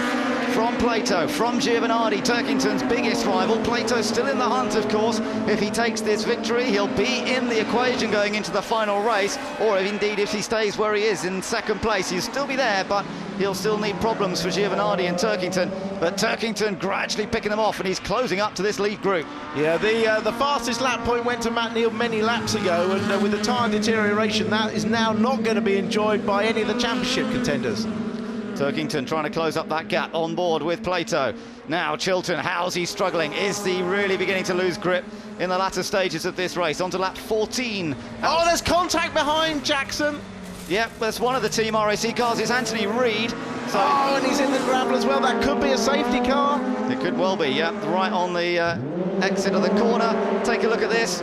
Jackson on the back of Reid. It is one of the better overtaking places, but not that time and not that way either. No, he wasn't quite really there alongside. Reid turned in, and of course in the rear-wheel drive car, contact like that, and it's very difficult to keep it on the island. So at the moment, we're waiting to see if the safety car gets scrambled. It's not been scrambled yet, though, at the moment, so it's just a yellow flag at that area of the circuit. So Tom Chilton comes out of Stirling's down the hill towards Clearways, where, of course, he lost the win in the first race of the day. Look at the background. Turkington is right there with Rob Collard. Collard is definitely under pressure from the other BMW, the Team RAC car.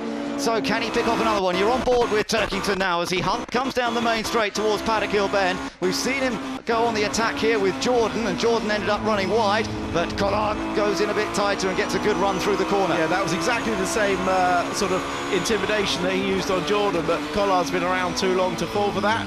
This is the next form of intimidation, which is a little kiss on the back bumper. But I tell you what's interesting, Giovanardi's getting a little bit frustrated. I think that Giovanardi, now he's been told that, look, he's running wide there, but now he knows that Turkington's caught up, he's wanting to put the pressure on Plato. Yeah. And if those two get stuck into it, that could help Chilton. It could help Chilton, indeed. It's sort of helped by that at Rockingham when he got that third place in the final race, wasn't he? But he wants the victory here. 15, that 15 we're on now. Giovanardi, a riding bit with the man looking for this hat-trick of titles. An amazing achievement if he can do it and try and win the title with Vauxhall, as Vauxhall make their exit from British Touring Cars, but there's still some way to go to find out if that's going to happen. Chilton was a bit slow through Hawthorne. Again, he's really on the limit through Westfield.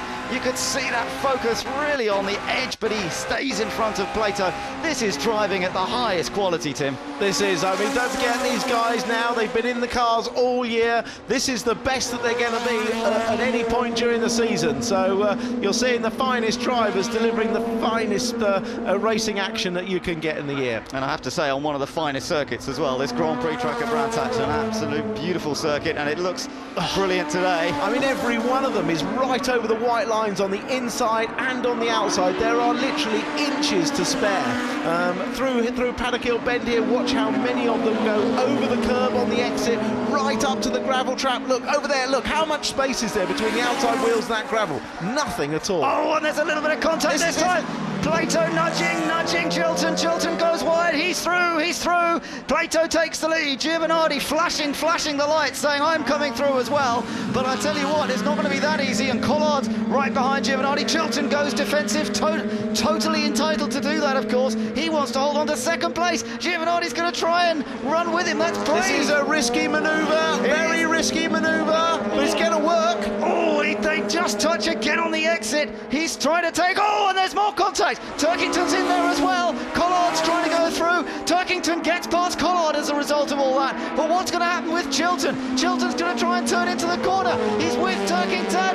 Oh, they make contact now on the outside of the corner. Giovanardi's into second place. Turkington into third. Andrew Jordan off in the background. And this is amazing racing as now Collard tries to come through. Well, it all had to go, didn't it? It was all started by that little manoeuvre. And poor old Chilton, as you predicted, has been muscled right to the back of that queue. And without even realising in the background, there was a huge moment for Andrew Jordan sideways through the gravel at Hawthorne's at 130 miles an hour. But you now have the three championship contenders running top three in this race, Tim. Plato's made a real break here, but what about this battle between Giovanardi and Turkington? Well, Turkington doesn't have to pass Giovanardi. It probably wouldn't be worth the risk. He's made the gain in this race, and he'll still be in the points lead. Nothing he can do about Plato, though. Oh, but Giovanardi's a bit slow through Paddock. This could give Turkington a chance. Is he going to go for it? Giovanardi's always going to shut the door, and he certainly has done. Oh, that was close. I mean, that is Giovanardi's normal line. I think Turkington's just got better tyres at this stage in the race. And, I mean, Plato's gone, but Giovanardi's really struggling. And look, behind them, Collard's regrouped as well. Yeah, Collard's there with the Airwaves car. Then it's Johnny Adam not too far back in fifth. Chilton is still going, but he has dropped down to sixth place now. Paul O'Neill is in seventh. Matt Neal's eighth. Onslow Cole, a good ninth. And then in 10th place is Gordon Shedden. But this is the battle for the championship. And Turkington is moving around once again, just looking at trying to gain one more, and particularly finishing in front of Giovanardi. That would be good for him, but does he take the risk? That's the big question. On board with Turkington now. Don't forget, he will start in front of Turkington, in front of Giovanardi. Whatever happens in the final race, he will start in front of Giovanardi because of the reverse grid. That's so right. It's not worth taking the risk. God, look how much curve. He almost had all four wheels across the curve there, Giovanardi. Yeah, you've got to feel sorry for the boys from Dunlop when you see the punishment their tyres get given.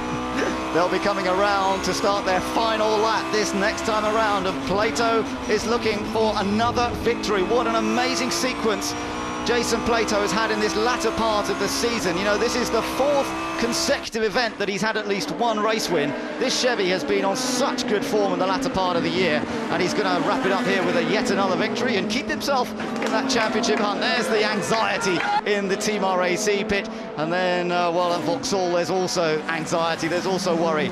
Giovanardi's done a good job here, but he's now got his big rival Turkington behind him. What does he do?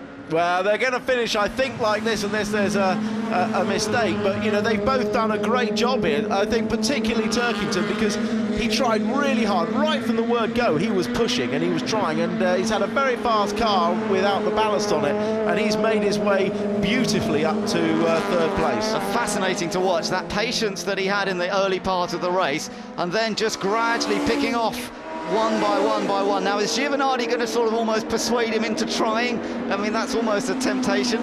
Yeah, well, I don't think so. I don't think so. I think he just knows the strengths and weaknesses of the two different cars on the two different parts of the circuit. But, you know, Plato and Giovanardi, they were up there in second and third right from the start, really. So they could just wait for the race to come to them when Plato could make a move on Chilton. But Turkington's had to do all the hard work, passing some very quick cars without contact and beautiful driving. It's still going to be mighty close going into the final round of the championship. Giovanardi will gain another 2 points here on Turkington, and it will give the gap to just 4 points between the two of them going into the last race. But coming through to take victory for the second time today, Jason Plato takes his 10th win at Brands Hatch in the last 5 years. It's Chevrolet's 10th win of the season as well. And a second goes to Giovanardi, third goes to Colin Turkington, fourth for Rob Collard, then Johnny Adam and Tom Chilton. What a crucial race that was. Fascinating encounter. Plato's taken the win that he so desperately wanted, but Giovanardi knows that Turkington still has that championship lead when they go into the final race. That was a race to re-watch. If you re-watch that, you saw the top three drivers in reverse order driving absolutely beautifully. That was high quality driving, the best that the BTCC can offer. Thank you very much, gents. So pretty good racing that was, as you say. Plato, though, taking the win from Giovanardi, and it sets it up beautifully now, doesn't it? Because Jason will have gained quite a few points. You know, he will be right in the battle still in terms of the points. He got no, he didn't get fastest lap, but he got the other bonuses. Now, this is how he took the lead. What do you reckon on this, Tom? Tim? Well, I mean, Tom was struggling, he was a little bit slow through paddock, he moved over to the inside, Jason followed him, and probably Tom braked a little bit early, which is his right to do, and it may have been unavoidable that Jason ran into the back of him. I'm not going to make the call on that one. I'd like to have seen Tom win the race. He certainly deserved to win a race today, but that's the way it worked. But I wouldn't want to say who was at fault that way. So Plato taking the victory then. He gets 15 points plus the 1 for leading, so that makes 16 points. And Giovanardi takes a crucial second, but it was Turkington who made the most progress in that race. He started down in 8th place and finished in 3rd. Collard 4th, then Adam, then Chilton. O'Neill in 7th, Matt Neal in 8th, Tom Onzo-Cole finished 9th, and Gordon Shedden was 10th. So all the others coming through on this slowdown lap. There just remains one race to go in the British Touring Car Championship. And there's the man who has just managed to take the double victory here. Absolutely superb stuff. And this is what it's done in terms of the points. This is how they go into the final race then. Colin Turkington will have a 4-point lead over Fabrizio Giovanardi, who in turn has 4 points only over Jason Plato. It couldn't be a lot closer, could it? And it's all going to come down to the very last race of 2009. The others, well, they're all going to play their part, I'm sure. But it's Turkington, Giovanardi and Plato up for the title. Well, Jason's day has been pretty perfect so far. he's going to, of course, have to deal with a reverse grid when we get to race 3, and in a little while we'll find out on the draw how many cars will be reversed on that grid and how far down the order Plato therefore drops. And remember, he'll also have to carry the maximum ballast as well to do it. But that is 2 out of 2 here today. And as I mentioned, that means that Chevrolet has won as many races as any other manufacturer. BMW and Chevrolet have both won 10 races apiece this season. And Plato's run of success, amazing, as I say, over the last 4 meetings when he's had at least 1 victory a time. So, job done so far for him. And now it's a question of what he can do next. So, great stuff. And Plato makes his way down into the pit lane. And we're going to get a word with him in just a moment or two. I think he's still sort of soaking that up. That was a hard-fought race, keeping the attention on Tom Chilton for so long, and then just that little bit of a move up into Druids. As we know, I'm sure the Clark will be looking at that. Bob Kettleborough will be studying the footage to make sure that they feel they're happy with it, but it looked like a pretty solid victory. He would have been happier, of course, if Giovanardi and Turkington had finished a little further back.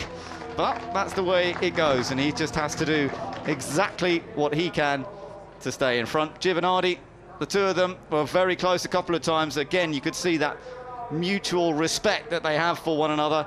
They've gone into a couple of championship contentious fights before. Let's get down and get some reaction from Jason. Well, Jason, you said to me earlier on that you just needed to go out and get those wins today, and you've been doing just that, haven't you? Yeah, that's all we can do, you know. The championship it starts all season long, and we started late, and we've lost some big points when we've been in the position to score points, like at Knockhill when we had electrical failure, Puncher at Snetterton, and also when you're playing catch up, you tend up taking some risks. So some of the moves I made at Snetterton now in hindsight were the wrong thing to do, but we can only do what we can do, and you know, yet again my team, Racing Silverline and MatchTheDeal.com and Auto Windscreens have given me a fantastic car. And, you know, we're all motivated and fired up, and I think we're making a great finale to the championship. You kind of made it difficult for yourself losing the lead at the start, but just tell us a bit about how you had to manage your race thereafter, trying to keep on to Tom, but aware of Fabrizio behind you as well. Yeah, I just had to be careful. I mean, you know, I got a good start, but Tom's car's like a rocket. They've obviously found something. But then it was a case of, you know, same story as race 1, albeit now he's got quite a lot of weight in the car, so his tyres were starting to go, and that's exactly what happened. And he started to really fall apart in the slow corners. I put him under pressure at on paddock, and then he pulled to the right, heavily defended, and got on the brakes really early, and we touched, and he went a little bit wide, and I was through. But yeah, it all gets a bit nip and tuck at this stage in the championship. 8 points behind now in the championship. Can you still do it? I'll have a go. I'm sure you will. And a man having a go throughout that race, Fabrizio Giovanardi. You saw a lot of this man throughout that race, didn't you? Tough guy to get past. Yeah, it was tough things, and then I lost time with Chilton, and someone pushed me on the street line. I was really close to finish the race there. But anyway, he made a good job.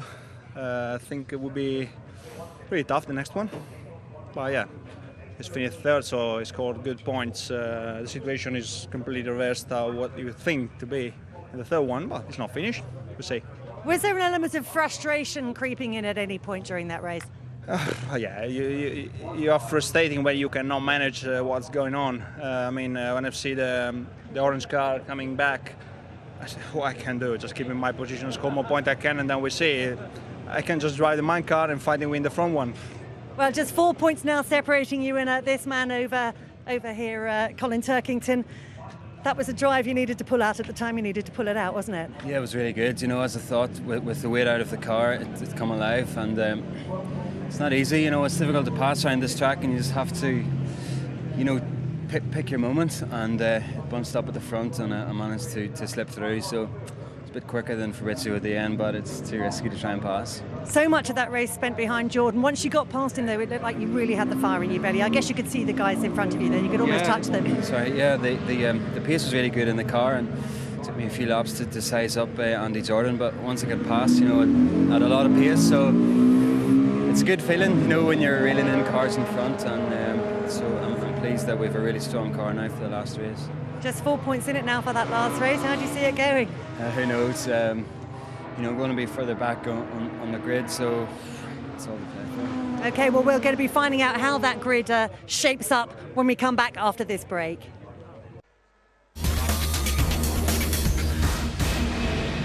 Yeah, because he missed the first, the start of the season, he probably feels that he's in a win-win situation being here now. Later on, I think he might regret some of the more rash moves that he made when he didn't feel he had a chance to win the championship and was going for broke, because clearly that 8-point deficit wouldn't have been there now. But he's been a class act. He's great to have in the championship. He has his detractors, but as a driver, you have to take your hat off to him, and he's driven fantastically this year. And at this meeting so far, given himself the best possible chance. Well, it is remarkable to me that the three contenders within 8 points of each other, they're all together on the grid for the very last race of the season, and it's just all to play for. Yeah, we might as well forget the millions of pounds we've spent during the year and just have a three-race meeting and decide the championship. Well, let's take a look at how the grid lines up then. It is Matt Neal on pole position. How hard is he going to work to slow the field down to try and help Giovanardi further back?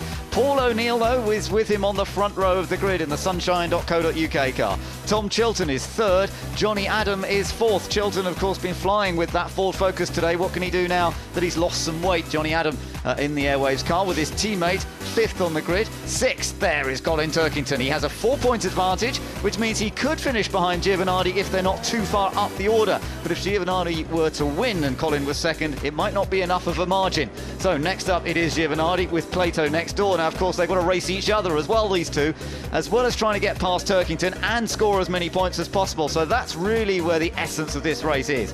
As we go further back then, we've got Tom Onslow-Cole and Gordon Shedden. They'll still want to see what they can do, try and score some points in the final race. Stephen Jelly and Matt Jackson are next up. They're on row number 6. And then we've got Harry Volkard and Dave Pinkney. Behind them, we've got John George and the third of the Vauxhalls, not really able to help much this time, I don't think. Andrew Jordan starting 16th. Johnny Herbert's back on the next row of the grid with Anthony Reid, another of the Team RAC cars. And then as we go towards the back, it's Martin Bell, Matt Hamilton, and starting off the back is Martin Johnson. So there we are, that's the lineup for round 30. It all started here at Brands Hatch at the start of the season, and funnily enough, it was a certain Matt Neal that won the first race of the season. Now, of course, as we heard from the grid in his interview with Louise, it's clear that he's not got just the one objective of winning this race. He's got more to think about. Yeah, Matt Neal looked like a championship contender from the start of the year, didn't he? And then things just unravelled, and now he is very much the support man for Giovanardi, and clearly he's got his instructions in this race to try and hold things up a little bit to let Giovanardi through. That could work against him, in fairness. It may not work out necessarily in Giovanardi's favour, but one thing's for sure, Paul O'Neill, Tom Chilton, the two Airways BMWs will all be trying to win this race. Yeah, they just want victory, and to win the final race of the year is a big feather in your cap, isn't it? So it's got to be worth something. There is the onboard view with Colin Turkington. 4 generations of the Turkingtons are here this weekend, all in support. A tremendous family, it's a racing family. There is Giovanardi, and he's looking for that 3rd straight title. Andy Rouse did it, Win Percy did it, but he really puts himself in the elite if he can manage it. And there's Jason Plato looking for a last gasp victory. It would be an incredible turnaround if he comes through to win it. It would, and you think back to last year when it all went wrong at the last race for Plato. In fact, he ended up 3rd in the championship. Is it going to be a turnaround this time and he comes out a winner? Well, absolutely, yes. He lost runners-up spot to Matt Jackson, didn't he? You had a fantastic season finale. Matt Jackson's not had such a good day today. It's just one of those things. Hasn't worked out according to plan. So here we go. It's been a pretty slow formation lap, hasn't it, by Matt Neal? Yeah, I think that again is a bit like the Jason Plato trick at Snetton that didn't work, to try and stop the BMWs getting much heat into their tyres, because the front-wheel drive cars are sharper at the start of the race, and that's probably a technique he's done deliberately. Yeah, but it doesn't always work, so we'll wait and see. What is also magnificent is how many people are here at the end of a long day's racing at Brands Hatch. Bit of cloud cover now, cooled down a little bit, but the stands are absolutely packed. There are people surrounding the whole Indy circuit part of the track, big screens up so they can see what's going on around the long circuit. It's one of the biggest crowds I think I've ever seen at a BTCC meeting, and hats off to Jonathan Palmer and Brands Hatch for putting on a great show. Yeah, it really has been a tremendous climax to the season. And we're about to find out who's going to end up winning the 2009 championship. Matt Neal on pole position then, but it's that group in the middle of that shot really you've got to watch. It's Colin Turkington with Fabrizio Giovanardi and Jason Plato. And ready watch to see what they Collard can off do. the line, remember. Yeah, definitely. The rear-wheel drive BMWs will be looking to launch themselves into the first corner for the final time. Away we go, and Matt Neal makes a brilliant start, and the two Airwaves cars are flying along. Paul O'Neill, a miserable getaway. Turkington's got alongside Tom Chilton as they head down into Paddock Hill Bend for the first time, but he backs out of it. Chilton's allowed that slot, and Giovanardi's going to try and follow Paul to get past Paul O'Neill as they go up the hill towards the hairpin. Matt Neal is race leader with the two Airwaves cars behind, and Giovanardi's right on the tail of Colin Turkington. It's going to be tight. We knew it was going to be. Jason Plato has got a car between himself and his two big contenders. O'Neill trying to stay around the outside of Giovanardi, just staying on in the background. Oh, Collard's off, and this is all as a result, I think, of Matt Neal slowing things down. He was slow into Druids and slow down the hill, but I think Johnny Adam may have got past as well. Yeah, but we've got damage at the back, but look up front what's going on. Matt Neal going with Tom Chilton. Chilton is going to take the lead now in the Ford Focus. Turkington's right in the middle of that battle, so is Giovanardi. They're side by side as they head up towards Hawthorns, and Matt Neal's trying to control the pace. He's trying to slow the BMW down and put him under pressure from Giovanardi. Matt Neal moves out to the outside. Already some damage on that Vauxhall. Turkington up into second. Blimey, Turkington up to second. I didn't see that coming halfway around the first lap. What a fantastic first lap. Both the Airways BMWs have disappeared. They have, but Matt Neal is still leading this race. The safety car is out. Giovanardi having a little look on Turkington, but the safety car has been called. There you can see the boards. They will back off now. Let's hope nobody anchors up too quickly. And the first lap, a dramatic first lap, is neutralised now as they head round towards the line. And as you say, who would have thought Turkington would be second at the end of lap one? But he's in a dangerous place. He's in a Vauxhall sandwich with two of the most seasoned, hardened campaigners there are, but a brilliant first lap. Clearly a lot of action on the bottom straight after Graham Hill happened there. We lost both Airways BMWs after a brilliant start from them. Actually, Johnny Adam is at the back of the train. He's still going, but Collard is certainly out. Andrew Jordan has stopped with mechanical problems and accident damage, so he's not going anywhere. Yeah, he stopped off on the Indy Circuit link, so he's well out of the way, but there's Collard, and oh dear, that's a badly damaged rear end to the BMW, end of his race. No doubt that's about a shame. That's the third time that left rear corner or the right rear corner has been wiped off that car, and I think the last time it cost £46,000, so let's have a look. Expensive end. Let's see if we can catch any of this. Oh, cars running wide. That was Herbert and Andrew Jordan, I think. But there was something else that had already happened a bit further up. So let's see if we can spot anything. Matt Neal's gone wide. That's Johnny Adam up the inside, and in fact Chilton turned Collard round. Yeah, it did look like it. Yeah. Matt Neal, as you said, was trying to sort of control the pace a little bit, and they bunched up hugely. Yeah. Now, looking from Turkington, this was the first lap, and this was going into Paddock Hill Bend. I wondered if he was going to stay around the outside of Chilton, but he backed out of that one, but it still was a good getaway. Yeah, now up to Druids. Matt Neal's backing everybody up. Adams running into the back of him. He's just slowing everything down. They're all running into the back of each other. We get down to the bottom. The BMWs, look, I mean, he's just slowing them up. So contact's inevitable. And Chilton just taps the back of the BMW, which of course, being rear-wheel drive, goes straight round. I don't know how we lost Johnny Adam. That's how we lost Johnny Adam. Matt Neal dispensed with him as well. So, well, very unlucky and really not playing the game. Yeah, it's a shame to have lost some real potential race winners from this one already. And that was on board Turkington, of course, as he got past Tom Chilton on the outside. So Chilton got hung out to dry. But, of course, by this point, Turkington was up into second place. But he now is where he is behind safety car, which is in second, but has a sandwich between those two Vauxhalls. So you've got Matt Neal, Carl, there's Turkington in second, and then it's Giovanardi in third. I mean, this is a real dilemma for Turkington. How on earth does he tackle, a belligerent Matt Neal and a star like Giovanardi behind? Because whatever he tries to do with Matt Neal, the only way he can satisfactorily get past is really if Matt Neal is out of the equation. He needs to get past him and immediately have a gap. Well, the only way he's going to get that is if Matt Neal makes a mistake, which at the speed Matt's going to go isn't going to happen, because Matt's going to back him into Giovanardi, or to literally tap him out of the way, which is not Colin's style. So at the moment you'd have to say poor Colin is in a difficult position. The other one who's made a lot of progress here is the other Ford Focus at Tom Onslow Cole. He's up to 5th from 9th. Plato didn't make such good progress, so the other two contenders are up there, but Plato is down in 6th place. Let's just listen back to some of the radio that was going on a moment ago. Giovanardi, this was. Just waiting for the audio to come in. I have to try to pass Matt, if I can, obviously, and then you have to manage the points. So, yeah, we understand that, mate. We understand that. Obviously, Matt's going to try and give you a hand. I've just spoken to him. He's going to try and help you to find the way past Turkington. so now we know what's going to happen. Matt Neal's going to try and let Giovanardi through, and if he does and gets in front, and Matt Neal keeps Turkington behind, then the championship would go the way of Fabrizio Giovanardi. Yeah, it's got a slightly ominous look to this, hasn't it? But we'll see what happens there. On to the restart now. We've lost a lot of the potential race winners from this race already, and then left it to the title protagonist to fight it out. Yeah, absolutely. So safety car lights are out. Matt Neal's going to determine the pace, but you get the feeling he's not going to try and run away, because he's just going to try and control this. He wants to work it so that Giovanardi goes from 3rd to 1st. Tricky thing to try and manage.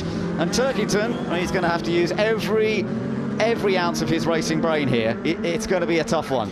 Well, I think he's in a difficult position. I think I know what I would do, but it's not Colin's style, I'm afraid. But we know Matt Neal's going to back him up and present an opportunity to Giovanardi. Well, what do you do in that situation? Let's see. Restart time, and away goes Matt Neal across the line. Turkington's going to follow him into Paddock Hill Bend. It's Giovanardi in 3rd. The battle is on for the championship. Jason Plato doesn't seem to be a factor in it. He's a bit further down the order at the moment. Matt Neal taking a very tight line into the hairpin, just trying to make it so that Giovanardi's right there with him. Now he's got to try and judge it that he doesn't allow Turkington to come past from his point of view, but he does allow Giovanardi to go on the attack. Turkington will know that. He'll want to try and get past the Vauxhall if at all possible, but where does he make his move? That's the question.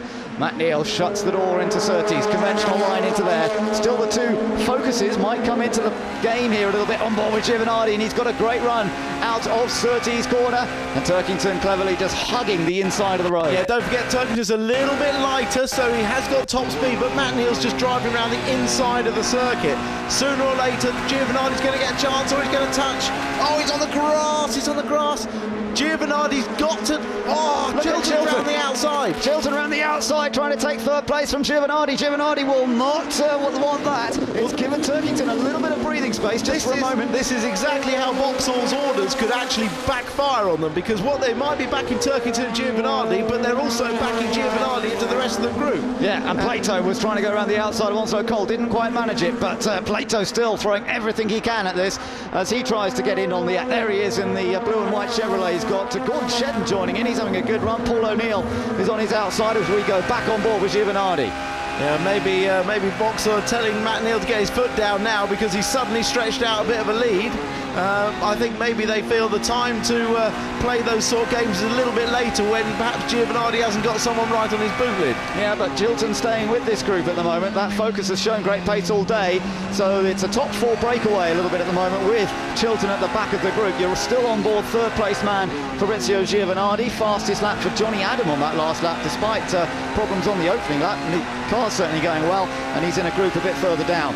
Into Surtees then, and Turkington a tighter line than Matt Neal. Giovanardi again gets a very good run out of the corner. He's got a good exit line there. And the Vauxhall engine certainly working well here. We had one weekend where they were struggling, but there don't seem to be any problems with their motors this weekend. No, they've been good all weekend on the motors. I'm sure the Sedemo, the French engine builder, has done an excellent job for them this weekend. But that BMW is fast as well. It is, and Giovanardi going on the attack once again. She's going to try and go around the outside, and Turkington fends him off once more, holds him off. Great attempt by the Italian. And here comes Chilton. Chilton's going to go on the inside, and this is Chilton trying to take the place away from Giovanardi, and that has cost Giovanardi big time. Well, you reap what you sow, and that was Matt Neal trying to slow them back, and to be honest, they deserve to get beaten if they play those games. And Chilton will not respond to any flashing lights from Giovanardi. He will want to beat him fair and squared. Tom will just drive his own race, and he'll try and win it if at all possible. Let's take a look back at some of that, Tim. Well, this is into Hawthorns looking back at Giovanardi. He gets a good run through. Colin goes defensive and Giovanardi goes round the outside. He's never going to get round there. He gets hung out to dry, loses momentum. Chilton is straight down the inside. Yeah, and Chilton took full advantage of that to move up into third. So Matt Neal still leading this race, but Matt Neal is certainly not running away because he wants to control the pace of the whole bunch of them. There you are, Giovanardi still on the back of the group, and Matt Neal will definitely now try and hold it all up a little bit and give Giovanardi a chance to go on the attack once again. This is where Turkington has to play clever. He has got at least a not unfriendly car behind him in Tom Chilton, but there's Giovanardi who will do everything he can to get back past the Team Aon machine. Yeah, I mean, this is making it more interesting. I mean, Tom Chilton is going to end up being Turkington's best buddy if he can keep Giovanardi behind him. Yeah, Turkington quite tight into Hawthorns there, so he won't want Chilton to get past. Of course, Chilton will try and get past Turkington. He's not going to just sit there. If he's got a run going, the Team Aon car will simply decide to go into second. He's not bothered about the championship at all. Oh no, if he gets a chance, he'll go for it. And with Matt Neal sort of speeding up and slowing down all the time, and here comes Giovanardi, just looking. It's very hard to pass into Sterling's there. Yeah, and Chilton being passed by Plato earlier on today, he won't want to be passed again. This is wonderful stuff.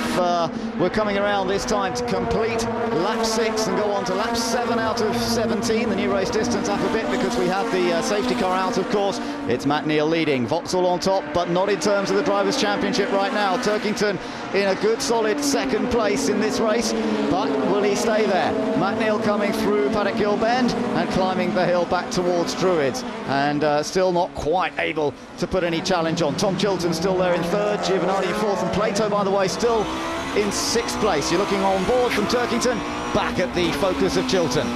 Don't forget, Plato's not out of this. If there's an incident between Turkington and Giovanardi, which could easily happen, he could still be back in this. Definitely, that's right. So wait and see.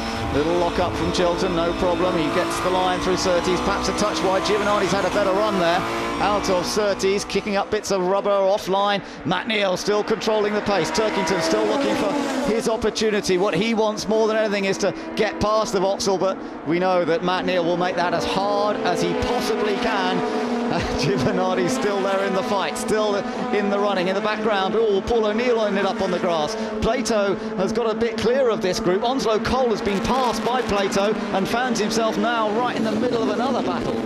Yeah, these front four, though, have got a gap behind them, so they can fight it out amongst themselves. But look at that, here comes Plato up behind. Yeah, Giovanardi really held over there. Oh yeah, you're right, Plato is flying. Plato is beginning to catch Giovanardi, and Vauxhall might have a bit more on their plate here, with Plato beginning to close down on the Vauxhall Vectra. Wonderful stuff. Through Clearways they come then, out onto the Brabham Straight. Little bit of a break for Matt Neal now, but it's Jason Plato that we're watching here, because he's definitely getting that little bit closer to the back of Giovanardi.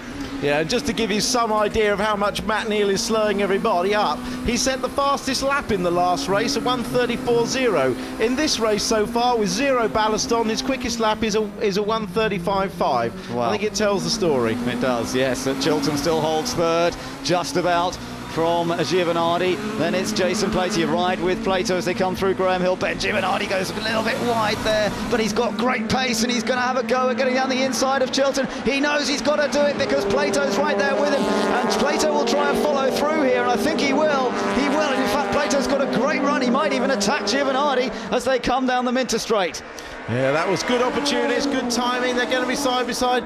Giovanardi's going to hold the inside, but will Chilton duck up as well? Oh, it's going to be so close. Plato's bound to be on the dirt, isn't he? No. Oh, wonderful stuff between two great rivals who have this respect for one another, but both want to win this championship. So how can they do that? Well, they've got to survive the race. That's the first thing. Nobody wins championships unless they make it to the end of this one. And Gordon Shedden's still moving up. Great drive this from Gordon Shedden in the background in the yellow and black club Seat Leon. He's enjoying himself while these guys all sort of fall over themselves. Well, yeah, it's all because Matt Neal's slowing him up again. I mean, he's now waiting for Giovanardi to catch up to the back of Turkington, and we'll carry on again. I mean, Gordon Shedden now has the fastest lap of the race. Yeah, that's right. So he doesn't care about championship. But as you say, Matt Neal crosses the line and still controlling the race from Colin Turkington. Can Turkington find a way of getting past Matt Neal before he gets caught by Giovanardi? That's the big question, because these guys are going to catch. You know they are, because Matt Neal is going to make sure they do. That's what... Oh, and now's a chance. There's a chance. There's contact there. Turkington and Neal make contact. Turkington's still on. Neal gets back onto the track. My goodness, Turkington's taken the lead, but Giovanardi still is second. Is there any damage? I don't know. But now... Wait for it. Matt Neal's coming back at him. He's going to hit him. It's Giovanardi, not Matt Neal. Giovanardi, sorry, thank goodness for that. It's Giovanardi who's there behind Turkington now. It's 1-2 in the battle for the championship. Now it's a straight fight because Matt Neal's been pushed back to third. So now we have the top two in the championship going for it, Tim. It's pure and simple. Right, let's get on with it. Now we can race for real. No more silly games. Oh, and I tell you what, Turkington's got a problem. He's got a problem. He may even have a puncture. Well, he did make a bit of contact. I'm sure there's a problem with Turkington's car. I'm sorry. Well, it's possible. He did make contact with Matt Neal, and the BMW is not usually as resilient as some of the other cars. When they do make contact, the Vauxhall is a strong machine, and it can come back. Oh, and off's gone Matt Neal. Yeah, I mean, he did the right thing. I think Colin had no option but to attack Matt Neal, because clearly he was never going to get a chance otherwise. But look, his car is hobbled. His car's hobbled. He's struggling, isn't he? And look how far we're only half distance. Oh, and there's another contact. Giovanardi's still trying to go. Look at Plato. Plato's going to join in now as well. So all three championship contenders are right there. And Plato's coming up into second place now. Turkington, we think, has got problems with his car. He's desperately trying to stay in front. Plato's just going to drive around the outside of him. Giovanardi's going to try and take him on the inside. This is amazing stuff. Well, I mean, Giovanardi knows that Turkington's wounded, so he's trying to be patient. Plato hasn't got that luxury. He had to go for it. He drove around the outside at paddock. And, well, there's definitely damage on the back of Turkington's car. Can he hold on? That's the question. Long way to go still in this race. Plato going in very deep into Surtees there, but he's got the lead. If it finished as it is now, Turkington would still be champion. Oh, Giovanardi very wide.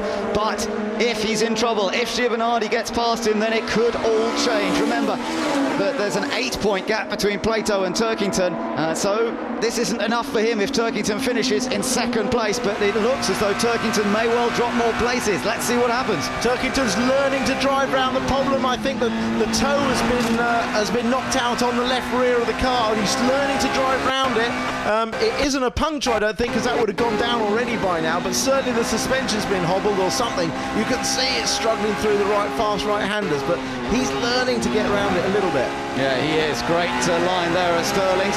But up over the curb, down towards Clearways now. This is, of course, where he's under pressure. This was where, on the next section, where Plato got past him. So he takes the tight line, and this is where he could be in trouble coming out and round. It's tight, it's tight. Giovanardi's on the grass, and it's going to be Chilton who's going to try and get past them both. Giovanardi trying to squeeze through where there really wasn't space, and Turkington shut the door on him. Yeah, well, the best thing that Turkington do is try and back Giovanardi into a Chilton, a Shedden, a Jackson or somebody else, and hope he gets taken out. I mean, he's doing a fantastic job, Turkington, really, to keep the fight going. And he's now got a car between himself and Giovanardi. That's what he wants it off. Jackson and Shedden off. Yeah, Shedden off. I don't know whether he's going to be able to get back on again, or whether he may... No, he has got back on. He just brushed the wall, but he didn't make heavy contact with it. So Shedden rejoins. So Turkington is still there. He's still ahead of Chilton. Plato is running away with this race now, but it's not enough for Plato if everybody else stays where they are. But there's still plenty of laps to go here.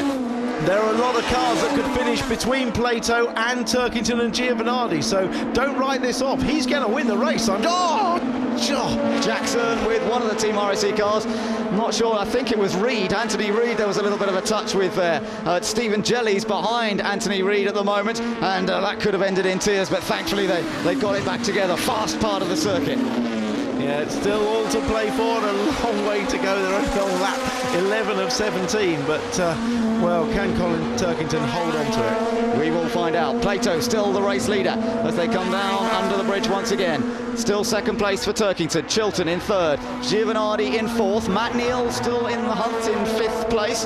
So we'll see what happens there. Shedden, of course, losing out on that last lap, so he's dropped out of the top six now. And you're right about Turkington Turkington does seem to be gradually finding his feet again in this car. That was a pretty good lap from him that time around. In fact, 35.192, that's his best lap of the race, personally. Yeah, well, it's all going on now. Turkington, as you say, has set the fastest, his personal fastest lap. So he is learning to drive around it, but, well, wait and see what happens. Tom Chilton, of course, interesting that he's in front of Fabrizio Giovanardi, a former Vauxhall driver, Tom, but he's driving for himself here, and that's all he wants. His points, another podium would be a wonderful way to finish the season. Yeah, no, Turkington's definitely got a handle on this now.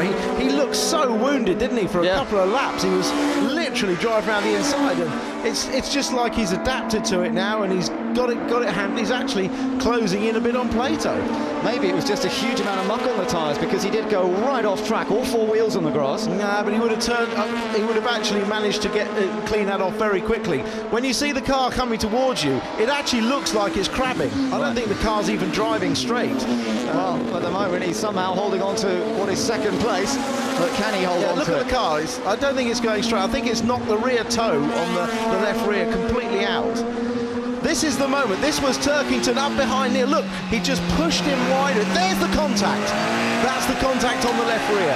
Yeah, and that's where you reckon there's some damage, yeah? Yeah, and Colin had to do that, because the way Matt was holding everybody up, the only way to get past was to push him wide and not have Matt immediately on his back bumper, which meant an action like that. Sadly, he probably didn't push him hard enough up the rear at the start to push him wide, but and that resulted in the secondary contact that's given him the suspension problem. Well, he's dealing with it at the moment, but of course it is that left rear that got the contact that does all the work around this Brands Hatch circuit. So his heart is going to be in his mouth as he carries on around his second. You're on board with Giovanardi here. This is not enough for Giovanardi. He needs to try and get past, first of all, that Ford Focus in front of him, being driven by Tom Chilton, and then he needs to find a way past Colin Turkington as well. But at the moment, he's not finding a way of doing it. And he doesn't look that threatening either, does he? He doesn't look like a man that is desperate to gain 2 places, which is what he needs to do. So maybe it's going to come back to Colin Turkington, or stay with him. Well, let's wait and see. We've still got a few laps to go. We're on lap 13 out of 17. Plato leading the race by 1.3 seconds from Turkington, Chilton, and then behind them Fabrizio Giovanardi still sitting 4th, Matt Neal in 5th. Matt Jackson's come up to 6th now, by the way, despite earlier problems. He sort of recovered a bit to 6th. Reed is 7th, Jelly is in 8th place, Onslow Cole, Giovanardi wide there, Onslow Cole 9th, and Johnny Adam in 10th place. Yeah, you can see how hard Giovanardi's pushing, and yet he's not making a real inroad into Chilton. So maybe he's got a little problem as well, but he's clearly trying his heart out. Yeah, he's working very hard indeed. Turkington this time around, just about the same gap between himself and Chilton. Not really much of a difference, I wouldn't have thought, as they crossed the line. Maybe a 10th closer, Chilton, on that lap than he was on the previous one. There is your race leader, and he is looking at a pretty remarkable performance here. He's looking at doing 3 wins in one day, and it's been a long time since we've had that, Tim. Yeah, Dan Eaves at Thruxton, I think, was the last one. We're just getting a word from the pits that they're reporting that Turkington's car is okay. They've reported to Colin, they've spoken to him, and actually the car is okay by the sound of things. Yeah, they might just be saying that, of course. Absolutely, they don't want to give any of the other teams any hint they might be in trouble. Well, if it finishes at the race and they win the championship, it'll be the most perfect car ever.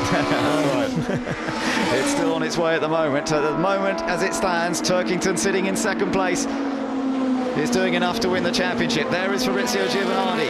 He will be leaving the British Touring Cars, we think. Oh, he's leaving the circuit. Where's he going? Yeah, he's off to Gravesend, isn't he, I think, and Maidstone, but he is trying his hardest, but he clearly hasn't got the pace in the car now.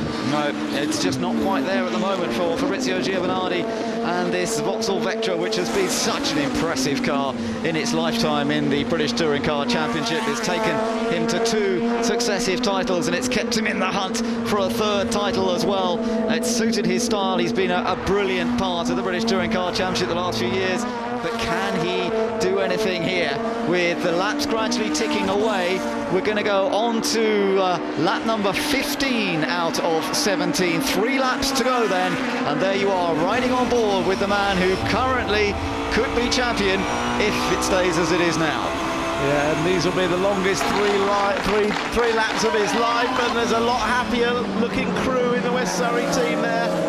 Oh, it's still tantalising though, isn't it? Chilton running very well in third. What a brilliant day Tom Chilton has been having. He did drop back a few places, remember, in race 2 when he got muscled out of the way, carrying maximum ballast, but had that superb run in the first race. Nice little battle going on further down the field, I just noticed, between Jackson and the 2 Team RAC cars. The other 2, that's Stephen Jelly and Anthony Reid, but we're focusing on this because this is about the championship, and it's still Giovanardi is not able to close that gap. There you are. This is a great little tussle going on. Matt Jackson, Stephen Jelly and Anthony Reid. Yeah, great battle there. We saw contact between these two at that point a few laps ago, and that was a heart in the mouth moment for sure for Matt Jackson. Not sure his car's going quite in a straight line either, actually. Jackson's car looks a little bit unstable. I think his left rear is towing out a bit because he's really struggling. Doesn't seem to want to even brake in a straight line. Well, mind you, he has got a lot of dirt on that, as you said as well. So he's look at that slide into there, rallycross style, isn't it? Yeah, I think he's really holding on here, and Stephen Jelly can obviously see there's an opportunity. It's good through the left-handers. I'm not sure it's quite so good through the right-handers, but down the hill they come into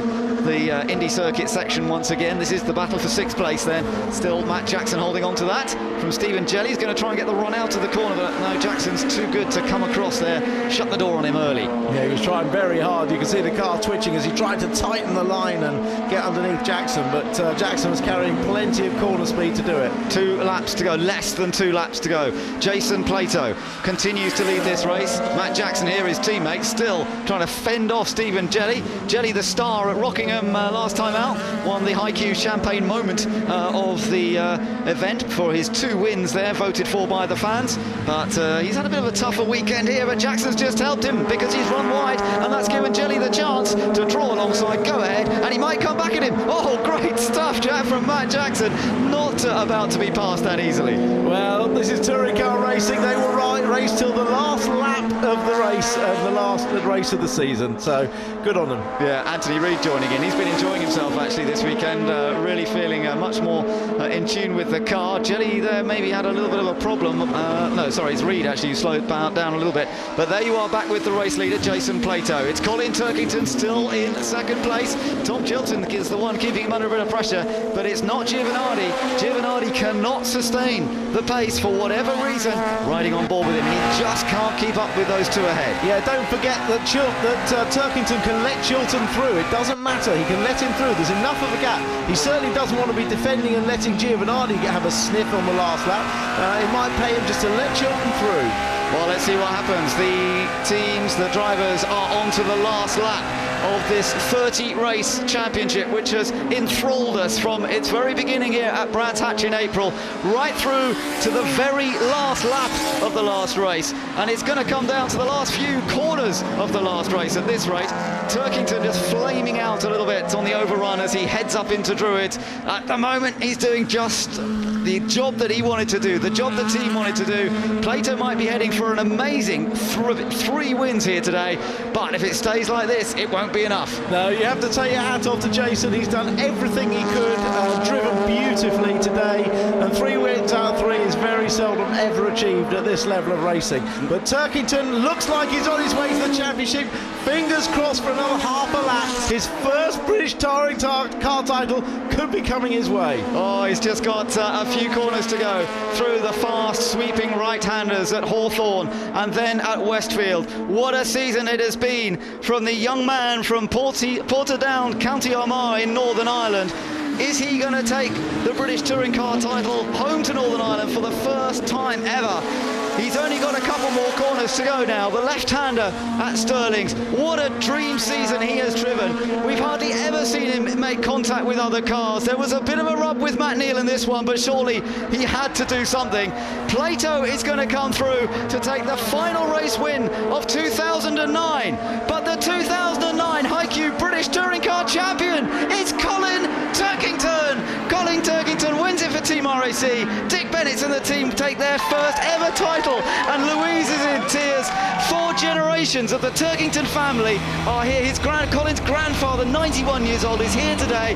His son, who's only 3 months old, is here today. What a day it has been, what a season it has been, what a year it has been for Colin Turkington. He is emotionally drained. You can see he's just absolutely exhausted with the emotion of leading this championship and winning his first championship, and you know, he deserved it. Congratulations to Colin Turkington and to the whole of West Surrey Racing.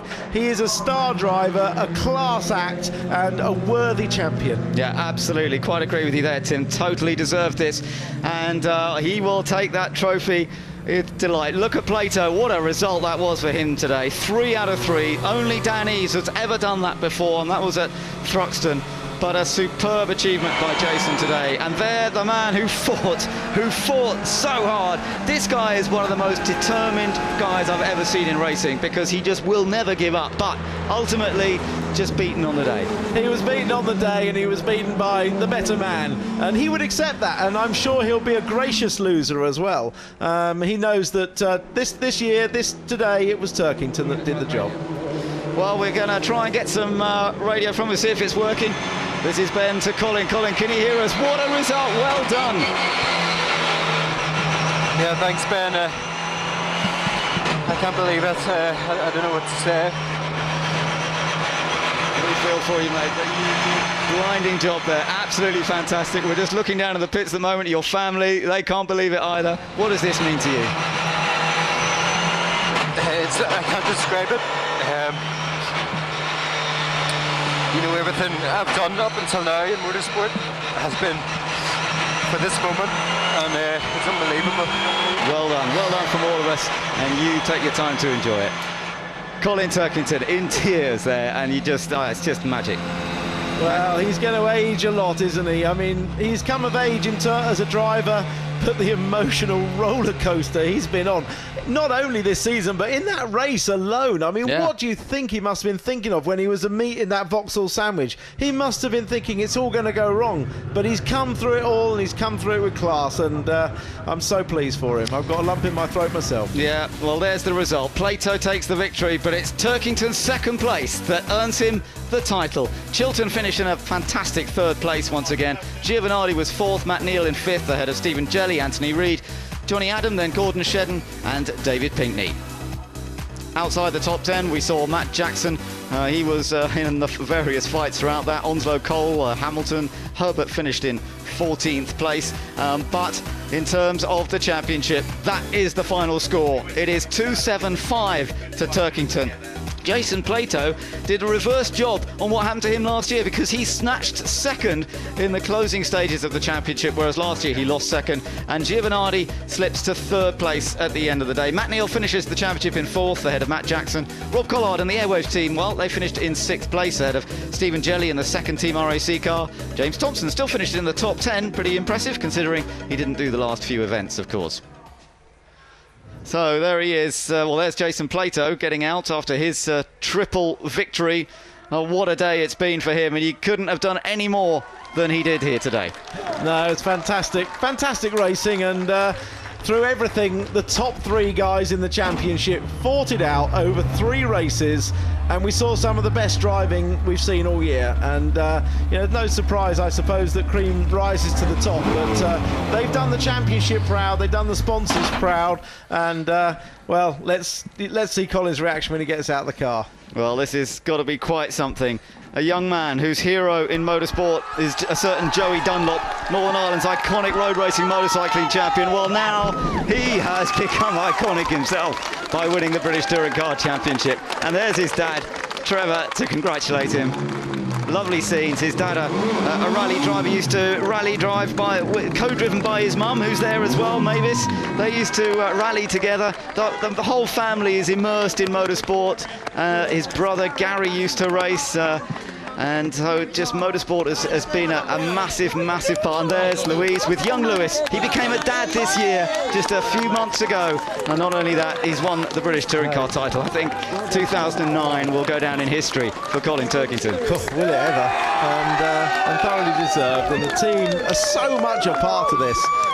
West Surrey Racing, they really worked hard this year. Jason Plato came over and gave his congratulations. Tom Chilton as well. And there's Tim Plato. He can appreciate that this was Colin Turkington's year. It was his season, wasn't it? And he just drove so well. I've seen very few drivers who are as cool as he is. There's Dick Bennett, a man who's won plenty of British Formula 3 championships with the likes of Ayrton Senna, Rubens Barrichello. But before today, he's never had a driver win the British Touring Car Championship. And Dick is in tears as well. I'm not surprised. You know, this is not a lifetime achievement for Dick, but it's certainly a huge career and personal achievement for him. He wanted to be a winning constructor in the British Touring Car Championship, or a winning team, and he's done it. He has done it. Soak up that feeling and let's get down there. I don't know whether you're capable of a speech again now, but what an amazing result. That had to be one of the toughest drives of your life. Yeah, I can't believe it. You know, ever since I started racing go-karts, you know, this is what I wanted to do, and to win the British Touring Car Championship, I just can't describe it. Unbelievable race, you know. I knew I had to get past Matt Neal. That's my granda. I knew I had to get past Matt Neal because Fabrizio was there and had some damage in the car, but I couldn't believe it. This was pulling away from Tom, so I just can't believe it.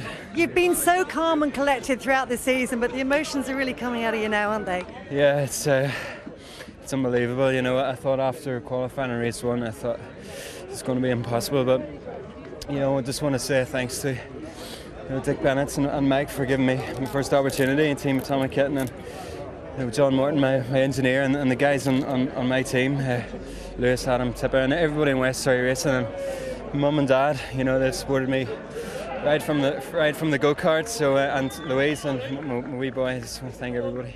And look at the guys you've beaten as well. I mean, Jason Plato and Fabrizio Giovanardi, recognised as possibly the best touring car driver in the world. Yeah, well, maybe they're number 2 and 3 now. What's it meant to you to have all of your family here? I mean, your granddad here as well. What does it mean? It's fantastic. You know, there's so many people here from back home, and you know, it's my granddad's here. He's 91, and my dad, my 3 brothers, and my son. And I didn't think this day would ever come. You've put them through an incredibly hard time, I have to say. Yeah, I didn't mean to do it. You know, every time, every race, I tried to my maximum 100%, and I can't believe I'm here. I can't believe it. Tell us a bit about the VX Racing's tactics during that race as well. I mean, they didn't make it easy for you, did they? No, they didn't. I was quicker than Matt, but couldn't find a way past, and Fabrizio was hounding me, so I had to make the move on Matt. Listen, you've got plenty of champagne to drink. We'll enjoy your celebrations, and we'll go to Steve. Thank you. Thanks, Lou. A great championship and a truly great champion. Such emotion down in the garage, but he's demonstrated all those champion qualities in the most absorbing, demanding of days here at Brands Hatch. Colin Turkington is number 1. Plenty more reaction from the likes of Jason Plato and Fabrizio Giovanardi still to come here at Brands Hatch.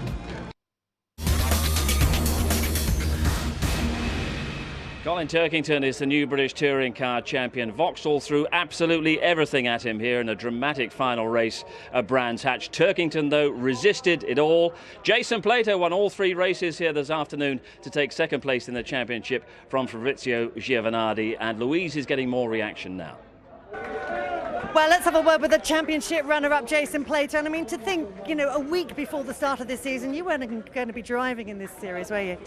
No, that's true. You know, the announcement from Say it was a bolt out of the blue, and you know, I was still in contract, so that was a big shame, really, and you know, it messed up my plans. But in many ways, look what we've achieved. You know, it's been a fantastic year, and you know, it's now you look back at some of the things some of the mistakes I might have made. With hindsight, is a wonderful thing.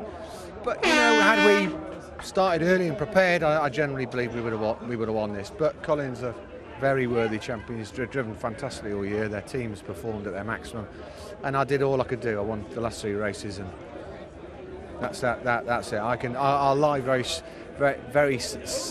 sensibly and satisfied in my bed tonight. Well done. Let's grab a word with Fabrizio Giovanardi here as well. Fabrizio, didn't quite work out for you today, but what a season it's been. I have to say that it's been great. It's a great season. I didn't win, but just one win. And Colin did all good. He had all in his way, so it's correct that he won. He had a really hard drive today, I have to say. Good save, because everyone just trying to beat him, and he didn't make any mistakes. So I think I'm really happy for him. Not for me, but for him. Yeah. Well, he had two guys in your team trying to beat him today as well, didn't he? But your team tactics didn't really work out for you. Yeah. Again, Colin was really careful, and is right if he won. You've been a star of this championship for many years. Are we going to see you back here next year? Good question. If you have the answer, yeah. We hope so. Thanks.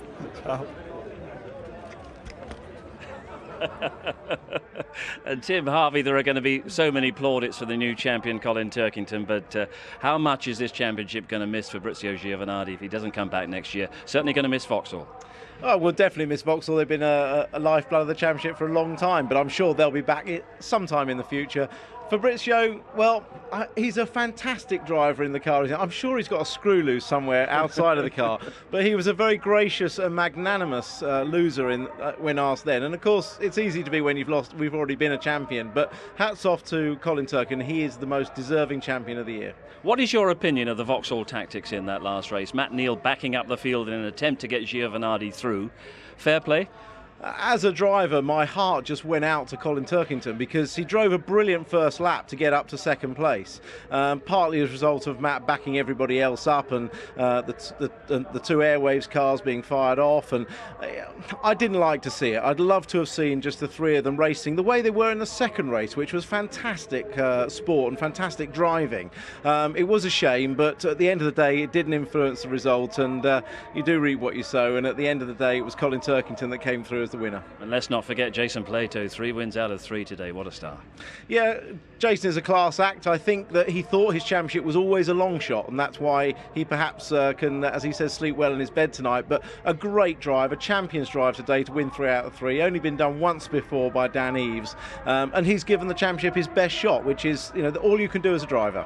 Well, I think they're all set for the trophy presentations now. Let's go to our master of ceremonies, Alan Hyde. Says Colin, I am not worthy. He is also the independent champion for the 3rd year in a row, but Colin Turkington kisses the trophy, a lingering kiss, and a bottle of champagne he will get from series director Alan Gow as well, and a deep sigh. And Father Turkington makes sure that he's got the flag as well.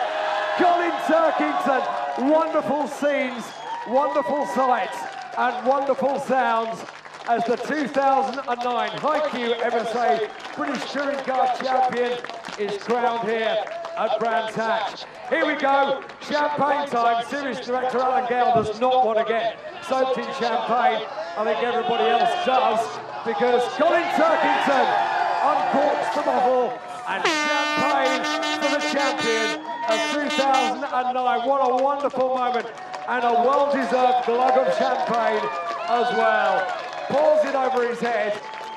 He's the independent champion for the 3rd year in the run, and he is also the overall champion for the 2009 High-Q MSA British Touring Car Championship.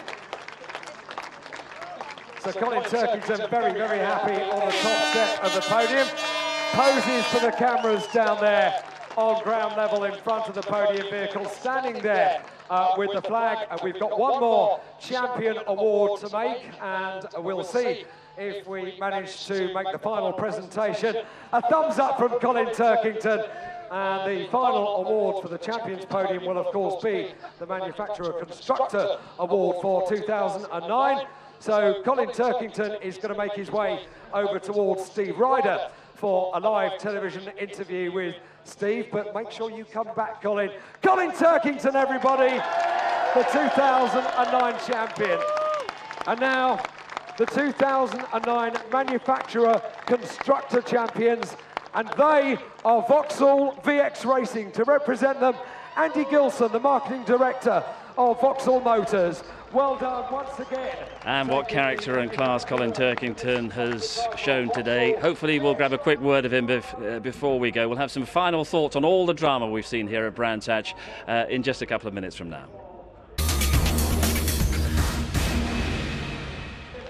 What a fantastic new touring car champion we have. That famous trophy that contains the name of the likes of Jim Clark will now also contain the name of Colin Turkington. And Colin, you looked in shock about 15 minutes ago. Is it all starting to sink in now? Yeah, slowly. You know, that was without doubt the race of my life. You know, I think everything that I've learnt in my 8 years in touring cars I had to put into practice in that race. You know, being Salmons in between the two Vauxhalls, and I just can't describe how I feel. What sort of pressure did they put you under? You had to understand that those sort of team tactics were coming, but Matt Neal made things very tough. It's a very difficult situation to be in. You know, Salmon's in between two teammates, and one's slowing you down and one's giving you hassle from behind. So, you know, I just had to be really defensive against Fabrizio, and you know, thankfully Tom Chilton got past. When I passed Matt, you know, I picked up some damage in the car, and I thought I was in. You did you? Yeah, I had a lot of toe in on the rear, and I thought I was in big trouble. But you know, someone was looking after me today. So did you drive around that problem? How did you handle that problem? Yeah, I did. I just got on with it. You know, I just kept looking forward, and you know, made the most of it. There was always the thought a couple of years ago that maybe you didn't have that hard edge to really compete for a title like this. What have you proved to yourself, especially in that last race today? Well, yeah, you know, it takes time in this championship. You know, anybody who's running at the front have been in it for a long time, have a lot of experience, and it takes time just to learn, you know, not how to win a race, but you know, how to close a race out, how to be defensive. And you know, I have a lot of people to thank for that, especially Anthony Reid and John Pratt. You know, they've really been worked with me all year and helped me in that department. And what does this change for you now? It really is a lifetime ambition come true.